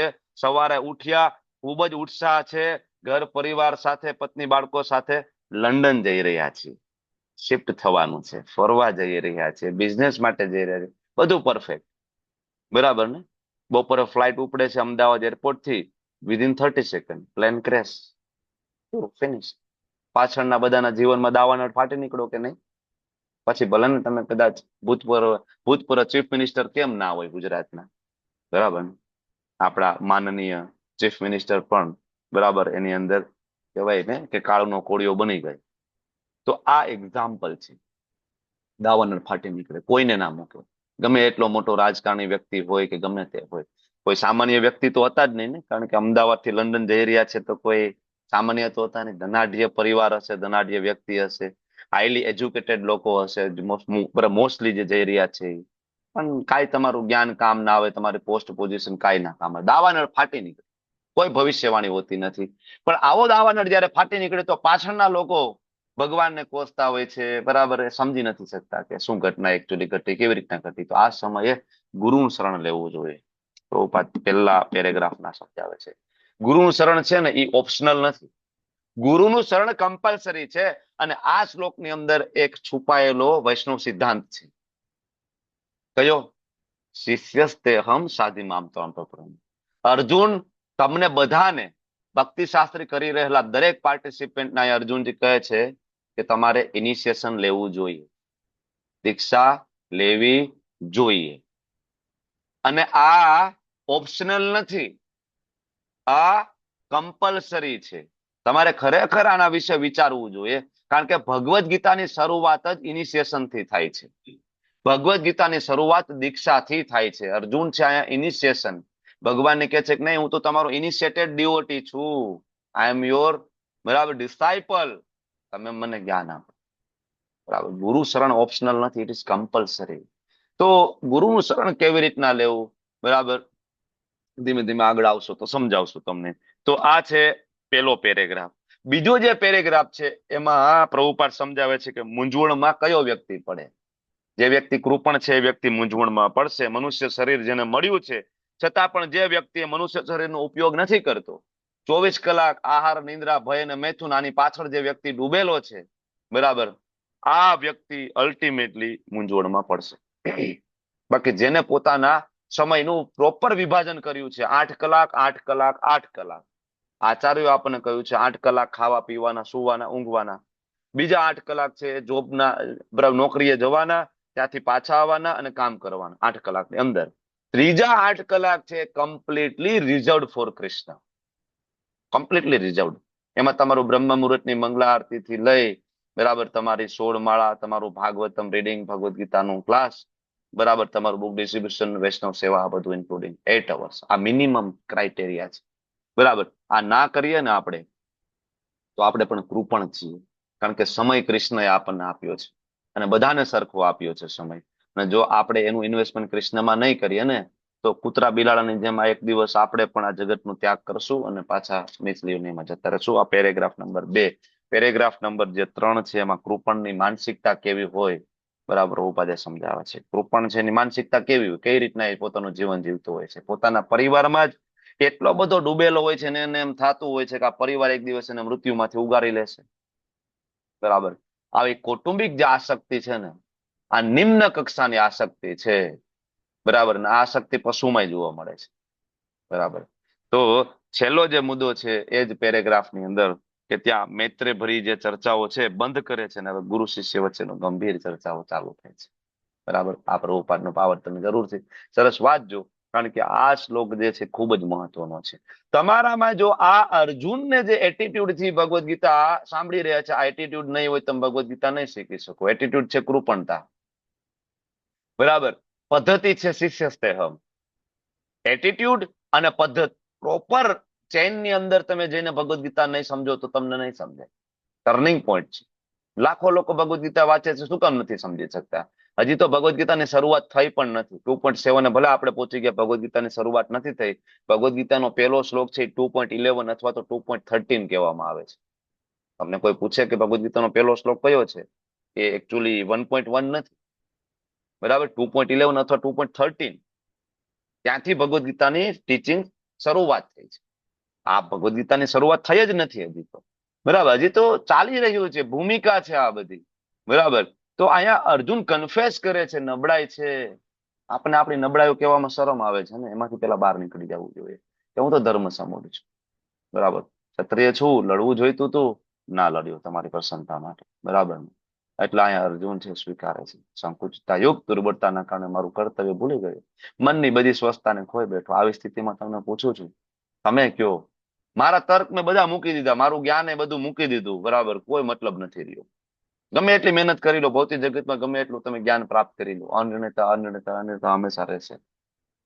એ કન્ફ્યુઝન માંથી કોઈ દી બહાર નથી નીકળી શકતા, બરાબર. મોટા મોટા વિદ્વાન લોકો, એના માટે જરૂરી છે શિષ્યસ્તેહમ. ભગવદ ગીતાની શરૂઆત જ ઇનિશિયેશન થી થાય છે. તમારે એના માટે સિરિયસલી વિચારવું જોઈએ, ગંભીરતાપૂર્વક વિચારવું જોઈએ કે મારે ઇનિશિયેશન લેવું છે, મારે દીક્ષા લેવી છે, એની પ્રોસેસ શું છે, હું એના માટે એલિજિબલ થઈ જઈશ. ભક્તિ શાસ્ત્રી પૂરું થાય ત્યાં સુધીમાં તો એલિજિબલ કોઈ પણ થઈ જાય ને, તમને 1.5 વર્ષનો સમય મળી રહ્યો છે, બરાબર. ઇવન તમારે શેલ્ટર લેવું હોય તો આફ્ટર 6 મંથ તમે શેલ્ટર લઈ શકો, અત્યારે લઈ શકો. ઇનિશિયેશન તમારું આફ્ટર 1 year થઈ જાય. ભક્તિ શાસ્ત્રી પૂરું થઈ જાય ને તો અહીંયા 56 મેમ્બર છે, 56 મેમ્બર છે, બધા પાર્ટિસિપન્ટ ઇનિશિયેટેડ હોવા જોઈએ, દીક્ષિત હોવા જોઈએ. આપણું સ્ટ્રોંગ કોંગ્રીગેશન હોવું જોઈએ ગુજરાતી, ઇનિશિયેટેડ ડિવોટી. 56 જે અહીંયા પાર્ટિસિપન્ટ છે એ બધા ભક્તિ શાસ્ત્રી બહાર કરીને નીકળે. બ્રાહ્મણિકલ ક્વોલિટીઝ એની અંદર ડેવલપ હોવી જોઈએ. બ્રાહ્મણિક, એના માટે ભક્તિ શાસ્ત્રી છે ને. પ્રભુજી કયો ક્લાસ લેવાના છે બોલો, બરાબર. હું પ્રચાર માટે રેડી છું. બ્રાહ્મણનું પહેલું કામ છે પ્રચાર કરવો, ક્લાસ લેવા. એ એકચ્યુઅલી બ્રાહ્મણિકલ ક્વોલિટીઝ છે, તો આપણામાં ડેવલપ થવી જોઈએ ને, બરાબર. ભક્તિ શાસ્ત્રીનો ઉદ્દેશ્ય આ જ છે. મેં તમને ગઈકાલે સમજાવ્યું હતું. ભક્તિ શાસ્ત્રીનો અલ્ટિમેટ ગોલ પ્રભુપાદે આ જ કહ્યું છે, પ્રચાર માટે આપણે લાગે, બરાબર. મારી ઇન્દ્રિયોને સૂકવી નાખનારા, શોકને દૂર કરી શકે એવું કોઈ સાધન મને દેખાતું નથી. અર્જુને જયારે કૃષ્ણને કહ્યું ને કે તમે મારા ગુરુ બની જાઓ, તો કૃષ્ણ કે હું જ શું કામ ભાઈ ગુરુ બનું? અહીં તો વેદ વ્યાસજી છે, નારદજી છે, તમારા કુલગુરુ છે ને કૃષ્ણ. એકચ્યુઅલી આ જે વાત જે થાય છે ને, એકચ્યુઅલી શ્રીપાદ વિશ્વનાથ ચક્રવર્તી ઠાકોર છે એમની ટીકામાં લખે છે. એકચ્યુઅલી આ ભાવાનુવાદ છે. પ્રભુપાદ ત્યાંથી ભાવાનુવાદ સમજાવે છે આપણને કે આ આમ સમજવા જાવ તો તમને આ બે શ્લોક વચ્ચે ના સમજાય, પણ એ અર્જુનના મનમાં શું ચાલે, કૃષ્ણના મનમાં શું ચાલે એ જાણે છે પ્રભુપાદ, બરાબર. કે અર્જુન કે છે તમે મારા ગુરુ બનો, તો ભગવાન કે હું શું કામ ભાઈ? વેદવ્યાસજીને બનાવો, નારદજીને બનાવો, ધૌમ્ય ઋષિને બનાવો ને, તો તમારા કુલગુરુ છે ભાઈ. ધૌમ્ય ઋષિમાં શું વાંધો એને, બરાબર. ત્યારે અહીંયા કહે છે અર્જુન કે એકચ્યુઅલી આ શોકને દૂર કરી શકે ને એવું કોઈ સાધન આ જગતની અંદર નથી, કૃષ્ણ સિવાય કોઈ નહીં. મને કોઈ ઓપ્શન દેખાતો જ નથી, બરાબર. કોઈ ઓપ્શન નથી મારી પાસે, બરાબર. આનું સમાધાન ખાલી તમે જ કરી શકો. તો પેલા આ આપને ખબર હોવી જોઈએ ને કે આખા જગતની અંદર, બરાબર, ભગવાન સિવાય મારો કોઈ આશ્રય નથી. આ ખૂબ મહત્વનો સિદ્ધાંત છે. જ્યાં સુધી તમને એ વિશ્વાસ જ ના હોય ને કે કૃષ્ણ સિવાય મારો કોઈ આશ્રય નથી, તો તમે એલિજિબલ કેન્ડિડેટ નથી ભક્તિ શાસ્ત્રી માટે, સમજવા માટે, ભગવદ ગીતા સમજવા માટે એલિજિબલ કેન્ડિડેટ નથી. તમને 100% બરાબર ભગવાન ઉપર શ્રદ્ધા હોવી જોઈએ. ભાઈ મારો આશ્રય, બરાબર ને, કોઈ સાધન મને દેખાતું નથી. મને સ્વર્ગ ઉપર દેવોના સાર્વભૌમ અધિકારની જેમ સર્વથા સમૃદ્ધ પૃથ્વીનું નિષ્કંટક રાજ્ય પણ મળી જાય ને, તો પણ શોક દૂર નહીં કરી શકાય, ઇમ્પોસિબલ છે. ભગવાન ઉપર સંપૂર્ણ વિશ્વાસ, બરાબર, ત્યારે આપણે ગીતાને જીવનમાં ઉતારી શકીએ છીએ. એક શ્રીમદ ભાગવતમ કેન્ટો 1 માં એક પ્રસંગ છે, તમે યાદ કરો. પ્રસંગની અંદર એની સામે પણ બધા બાહુબલીઓ ઉભા છે, છતાં પણ એક સ્ત્રી છે એ ભગવાનને બોલાવી રહ્યા છે. કોણ એ સ્ત્રી? બોલો. રક્ષણ. એકચ્યુઅલી દ્રૌપદી નહીં, હું હજી એક એડવાન્સ. કોણ? ઉત્તરા માતાજી. દ્રૌપદીએ તો એકચ્યુઅલી રિક્વેસ્ટ કરી હતી બધાને, બરાબર. પણ એનાથી ઉપર એક એક્ઝામ્પલ છે ઉત્તરા માતાનું એક્ઝામ્પલ છે. એની સામે તો એમના પતિ પાંડવ ઉભા જ હતા, સોરી એમના કહેવાય બધા હતા, એના કહેવાય કે દાદા ને કાકા ને બધા ત્યાં હતા, પણ એમને આખો ફેમિલી હતું, પણ એમની કોઈ પાસે નહોતા ગયા, ખાલી કૃષ્ણને બોલાવ્યા. ગોવિંદ. ત્યારે ભગવાન છે પરીક્ષિત રાજાને બચાવવા માટે ઉત્તરા માતાના ગર્ભમાં પ્રવેશ કરી ગયા. 100% વિશ્વાસ હોવો જોઈએ ને કે ભાઈ કૃષ્ણ બચાવી શકે, બીજું કોઈ નહીં. મારા શોકનું નિવારણ છે એનું કોઈ સમાધાન નથી, માત્ર કૃષ્ણ, બરાબર. ભગવાન અર્જુનને કહે છે યુદ્ધ લડી લે, રાજા બની જા, બરાબર. અર્જુન કે તમે યુદ્ધ લડીને રાજા બનવાની વાત ના કરો પ્રભુ, કદાચ આખા પૃથ્વીનું સમૃદ્ધ રાજ્ય મળી જાય તો મારો આ શોક અત્યારે દૂર થાય એમ નથી. કદાચ રાજા બની જાવ તો આ શોક માંથી હું બહાર નીકળી શકું એમ નથી. આ ભૌતિક જગતમાં આપણને એમ થાય કે બધા પ્રોબ્લેમનું સોલ્યુશન પૈસા છે, એના માટે તો આપણે દોડીએ છીએ સવારથી લઈને રાત સુધી, પૈસા પૈસા પૈસા પૈસા પૈસા.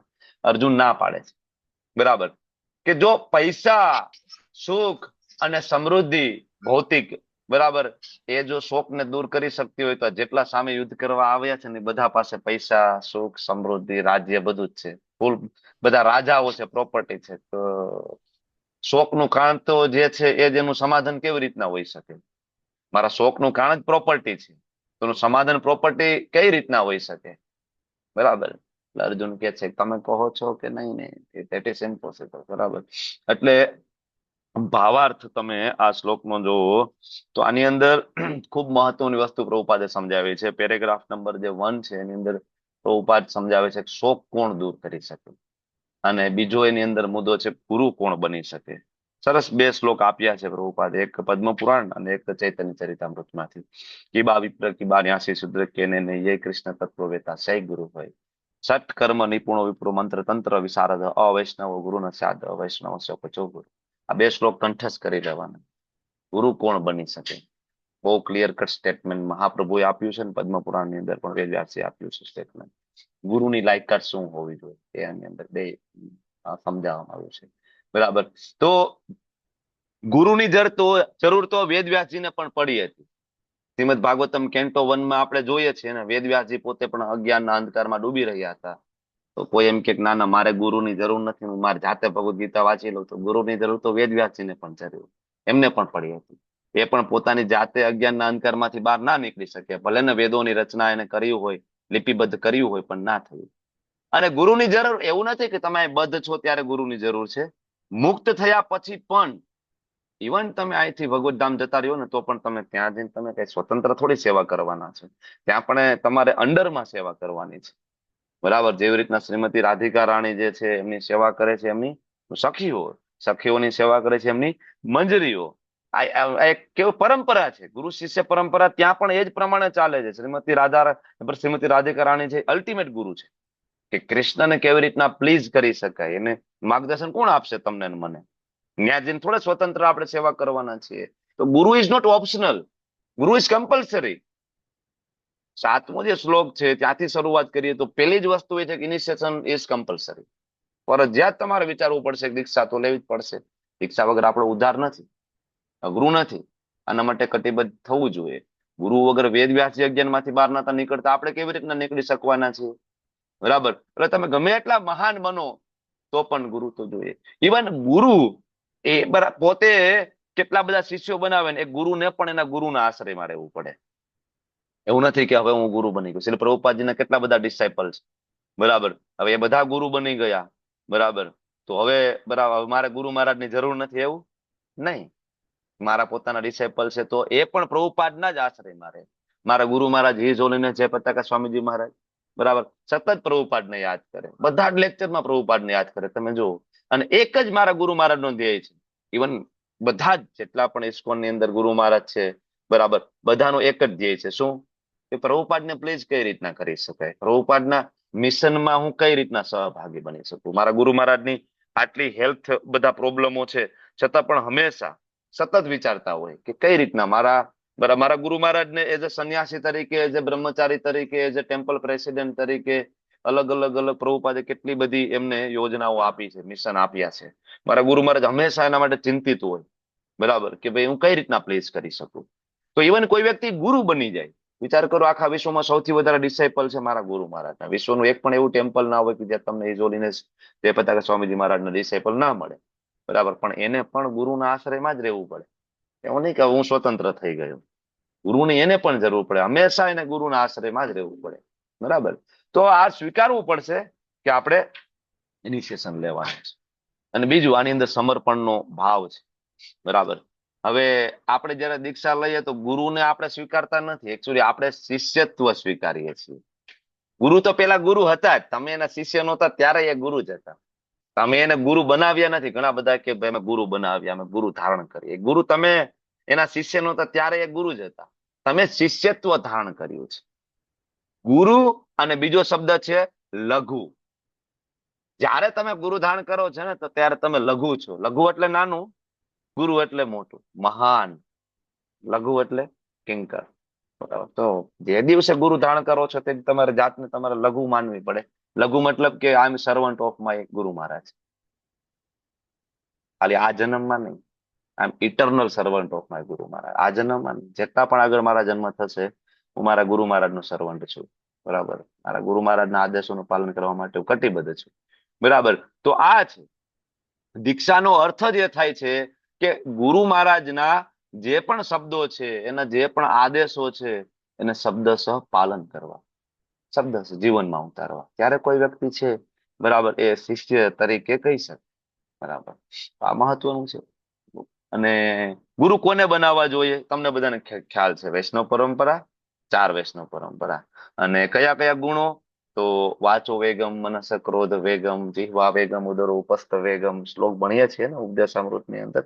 એતાન વેગાન્યો વિષય ધીર સર્વામપી માં પૃથ્વી સ શિષ્યા.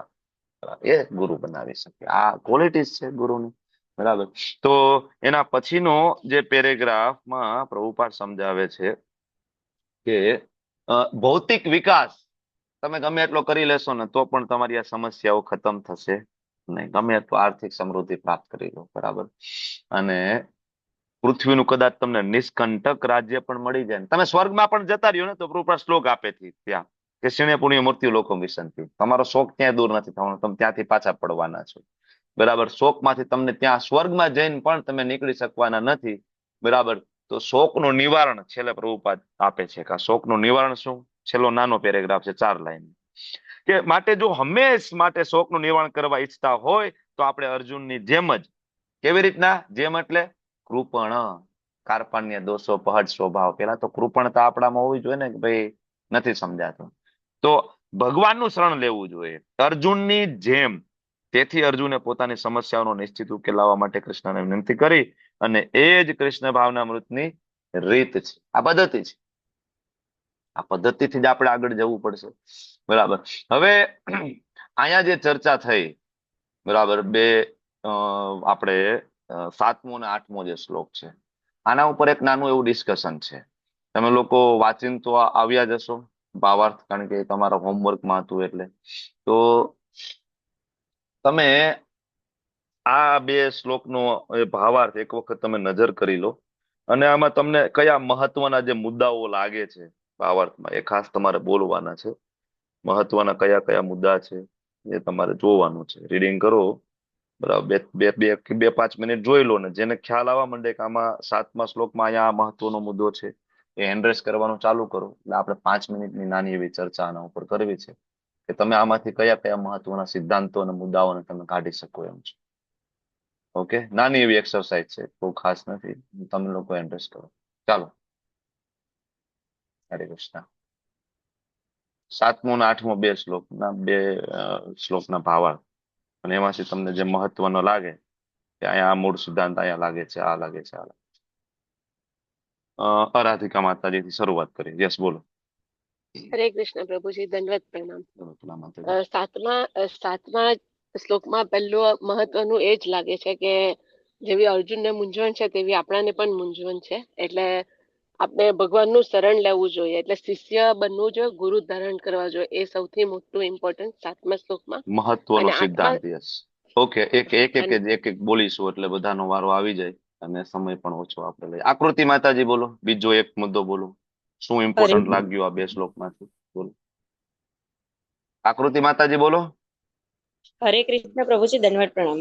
યસ. 7મા શ્લોકમાં આપણને કૃપણ માટેનો એક શબ્દ સમજાવે છે કે આપણે પરિવાર માટે ને બધા માટે રચ્યા પચ્યા રહે છે, પણ જ્યારે આપણે એવી તકલીફમાં હોઈએ છીએ ત્યારે પરિવાર કે આપણા સગાવાલા કે પુત્ર આપણને કોઈ મદદમાં આવી નથી શકતું.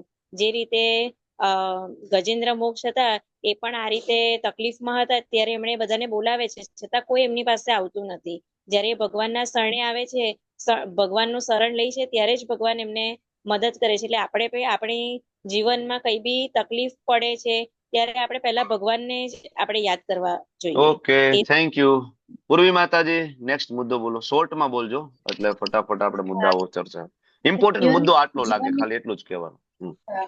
જીવનની ગુર્જોનો ઉકેલ લાવવા માટે ગુરુ શિષ્ય પરંપરામાંથી જે સદગુરુ આવતા હોય એમના શરણે જવું જોઈએ અને એમના શરણમાં જઈને એમને જે જ્ઞાન છે એ પ્રમાણે આપણે રહી અને એમના સેવા કરીને આપણે આપણી મૂંઝવણોનો ઉકેલ લાવવો જોઈએ. Okay, thank you. ડિસ્ટર્બન્સ બહુ છે માઇકમાં. યસ, કૃષ્ણ કૃપાલે પ્રભુ, બોલો. હરે કૃષ્ણ પ્રભુ. અહીંયા બીજા 2.7 એવું કહે છે કે ભૌતિક મૂંઝવણો ઘણી બધી છે અને મનુષ્ય એ મૂંઝવણથી બહાર નીકળવા માટે ગુરુ બનાવવા જોઈએ અને ગુરુ બનાવ્યા નવા મુદ્દા લઈ આવવાના. ગુરુ દીક્ષા વાળો મુદ્દો કમ્પ્લીટ થઈ ગયો. બીજા ઇમ્પોર્ટન્ટ મુદ્દા કયા છે? બધાના કોમન મુદ્દા હોય તો હેન્ડ ડાઉન કરી દેજો. કોમન નથી બોલવાનું આપણે. નો રિપીટેશન. 2.8 છે કે આધ્યાત્મિક ગુરુ આપણે ભગવાન કૃષ્ણની સહાય વિના મળી શકે નહીં. હરે કૃષ્ણ. થેન્ક યુ પ્રભુજી, થેન્ક યુ. હરે પ્રિયા માતાજી.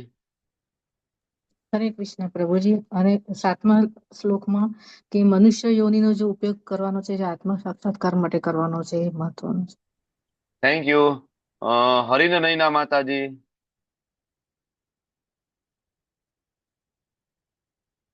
ફટાફટ માઇક ચાલુ કરો. નીલેશ ગાંધી પ્રભુજી. નીલેશ ગાંધી પ્રભુજી. શરૂઆતમાં માતાજી કીધું એ જે અર્જુનને મૂંઝવણ છે ને એવી આપણને પણ ભૌતિક ઘણી બધી મૂંઝવણો છે, આર્થિક, સામાજિક ઘણી મૂંઝવણો છે. અમુક વાર ઘરની અંદર આપણે ભક્તિમાં જોડવા માંગીએ પણ ઘરના સાથ ના આપતા હોય, આપણી જોડે સમય ના હોય, તો આ બધી મૂંઝવણો અનેક પ્રકારની ભૌતિક મૂંઝવણો આપણને પણ હોય છે. ઓકે, થેન્ક યુ પ્રભુજી. બાકી કોણ નથી બોલ્યું? આપણે એમને પૂછ્યા આજે, જેનું બોલવામાં વારો નથી આવ્યો. ધર્મિષ્ઠાબેન બોલો. ધર્મિષ્ઠાબેન. હરે કૃષ્ણ. હરે કૃષ્ણ પ્રભુજી. અનિચ્છનીય જીવનમાં મૂંઝવણો હોય ને તો ત્યારે આપણે નથી ઈચ્છતા તો એ દાવાગ્નિની જેમ આવે છે. તો આપણે ત્યારે સાચા ગુરુ છે એની પાસે આપણે જવું જોઈએ. Okay, thank you. Taptakanchan Gaurangi માતાજી. હરે કૃષ્ણ પ્રભુજી. પ્રભુજી 8મા શ્લોકમાં શોકના નિવારણનો આપણને ઉકેલ આપેલો છે કે આપણે શું કરવું જોઈએ. શોક. Okay, thank you. ધન્યવાદ આપ સૌનો. તો ધર્મ સમો વિશે પ્રભુપાદનું સ્ટેટમેન્ટ છે કે કૃપણ એટલે કે જેઓ પોતાના પદનો યોગ્ય રીતે ઉપયોગ કરતા નથી. એક માણસ ઘણો શ્રીમંત છે, ખૂબ પૈસા છે, પૈસાનો પોતે ભોગ કરે છે, આ કોઈને આપતો નથી, તો આને કહેવાય કૃપણ. બરાબર. એવી રીતના અર્જુન શક્તિશાળી છે, આપણે હમણાં વાત કરી, લડી શકે એમ છે, પણ એની ક્ષમતાને નકારી રહ્યો છે, એટલે એને કહેવાય કૃપણ.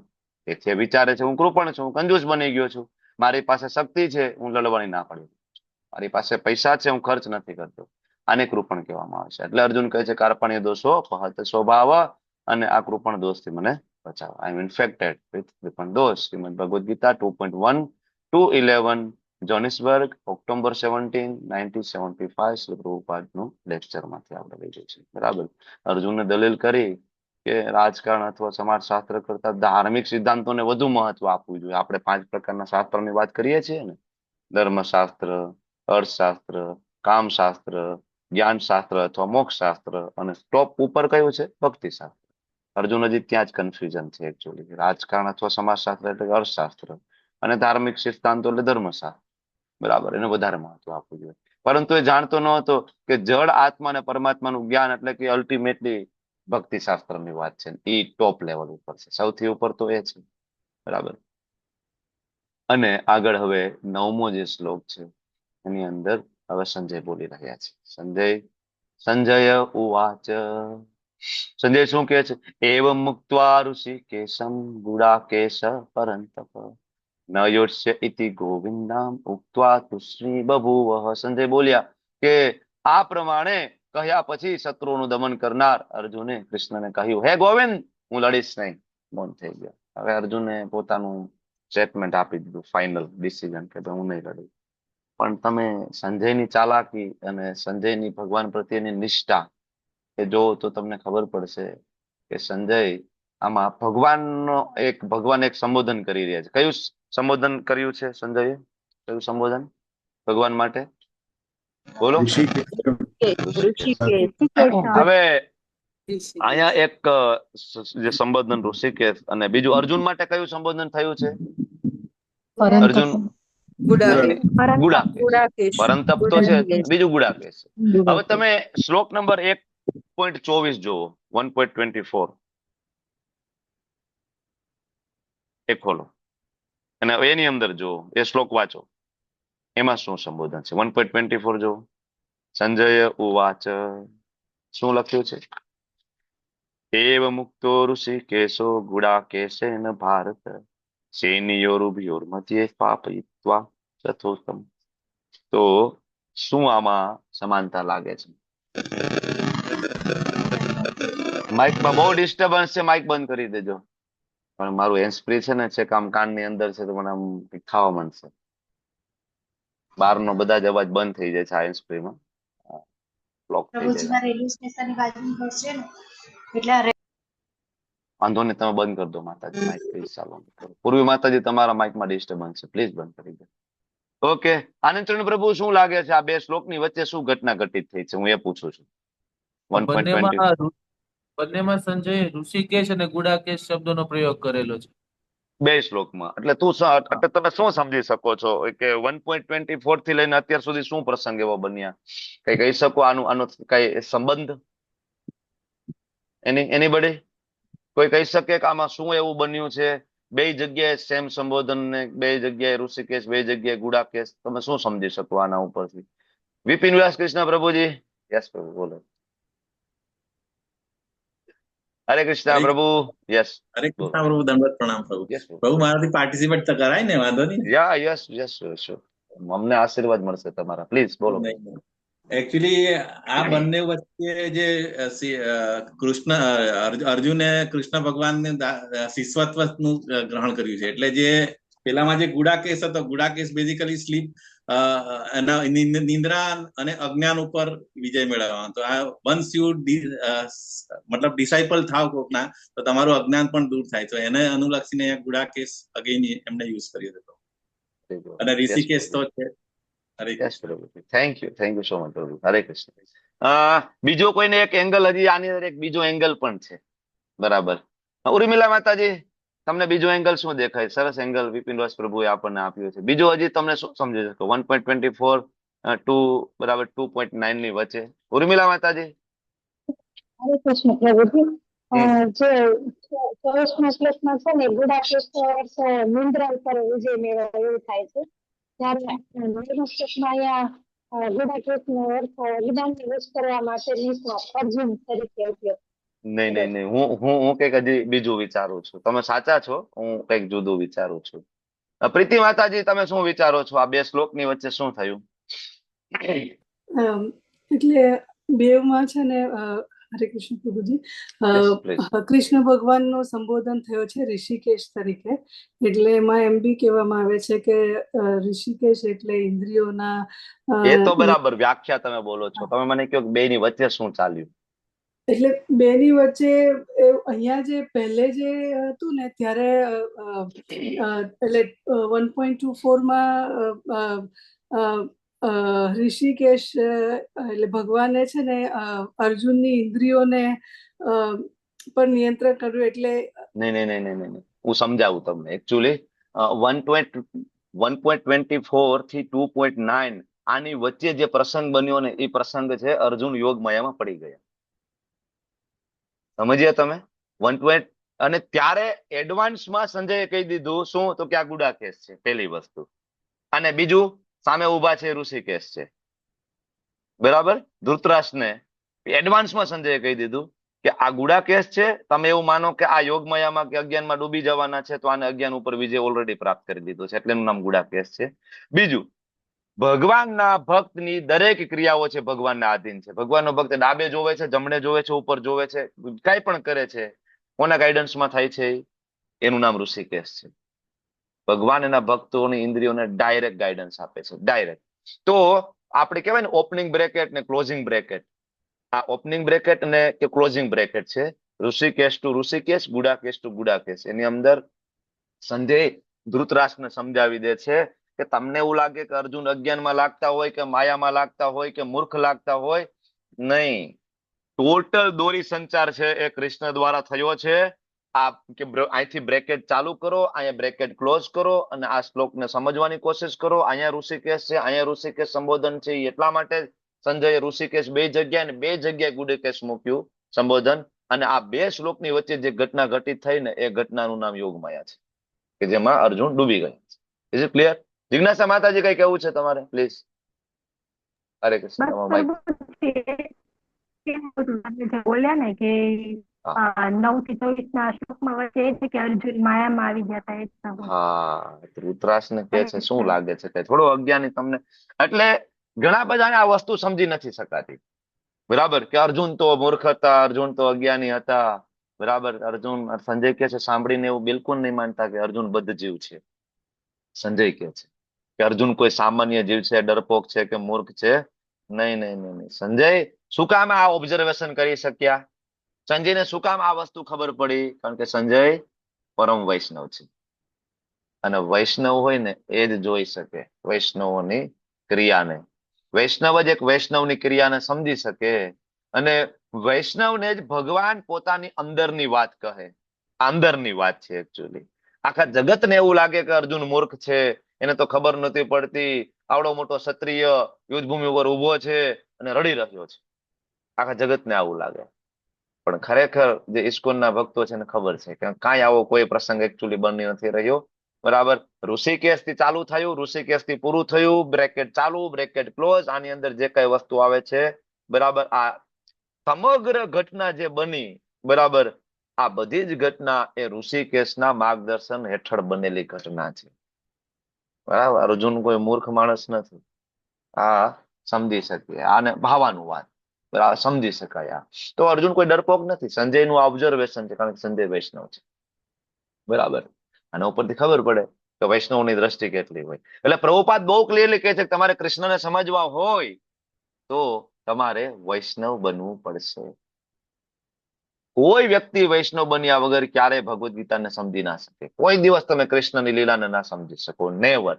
કારણ કે કૃષ્ણની લીલા અને ઇવન કૃષ્ણના ભક્તોની લીલા, બરાબર, એ તમે ના સમજી શકો. એના ઇન્ટરનલ સિક્રેટ છે. ઇન્ટરનલ સિક્રેટ હોય ને, આપણે બિઝનેસ કરતા હોઈએ તો કેવી રીતના બરાબર લોકો પાસે પૈસા આપણે પડાવી લેવાના છે, આપણે થોડા ગામને જઈને કહેવાના છીએ કેવી રીતના પૈસા પડાવવાના છે, મૂળ ભાવ તો આટલો છે ને કેટલા વેચવાનું કહેવાના છો તમે? ગામમાં જઈને કહેવાના નથી. પણ તમારી સાથે તમારો બિઝનેસ પાર્ટનર હોય એની સાથે તમે એ સ્ટ્રેટેજી શેર કરો ને, કારણ કે ઇન્ટરનલ સિક્રેટ વસ્તુ છે. તો ભગવાન માત્ર ને માત્ર એના પરમ વૈષ્ણવના હૃદયમાં જ આ ઇન્ટરનલ જે સિક્રેટ છે ને એ કહે છે. બરાબર, એટલે અહીંયા ગુડાકેશ અને ઋષિકેશ આ બે શબ્દ છે ખૂબ મહત્વના છે. બરાબર, બ્રેકેટ ચાલુ, બ્રેકેટ ક્લોઝ. બરાબર, પહેલું ચેપ્ટર પૂરું થાય, બીજા ચેપ્ટરની શરૂઆતમાં આપણને ખબર પડી જવી જોઈએ કે કોઈ અર્જુન યોગમાયામાં નથી, કોઈ અર્જુન ક્યાંય મૂંઝવણમાં ક્યાંય છે નહીં, અને ભગવદ્ ગીતા અર્જુન માટે છે જ નહીં. મોટા ભાગના લોકોને એવો ભ્રમ છે કે ભગવદ્ ગીતા તો અર્જુન માટે છે. ભગવદ્ ગીતા અર્જુન માટે છે જ નહીં. સંજય તો પહેલેથી પ્રૂવ કરી રહ્યા છે, પહેલા અધ્યાયથી પ્રૂવ કરી રહ્યા છે. બરાબર, તો ભગવદ્ ગીતા આપણા માટે છે. વાંછા કલ્પતરુભ્યશ્ચ કૃપા સિંધુભ્યઃ ચ પતિતાનાં પાવનેભ્યો વૈષ્ણવેભ્યો નમો નમઃ. અનંત કોટી વૈષ્ણવ કી જય. શ્રી પ્રભુપાદ કી જય. ગુરુ મહારાજ કી જય. હરે કૃષ્ણ કૃષ્ણ કૃષ્ણ હરે હરે, હરે રામ રામ રામ હરે હરે, રામ રામ હરે હરે. હરે કૃષ્ણ. તમે મને ખાલી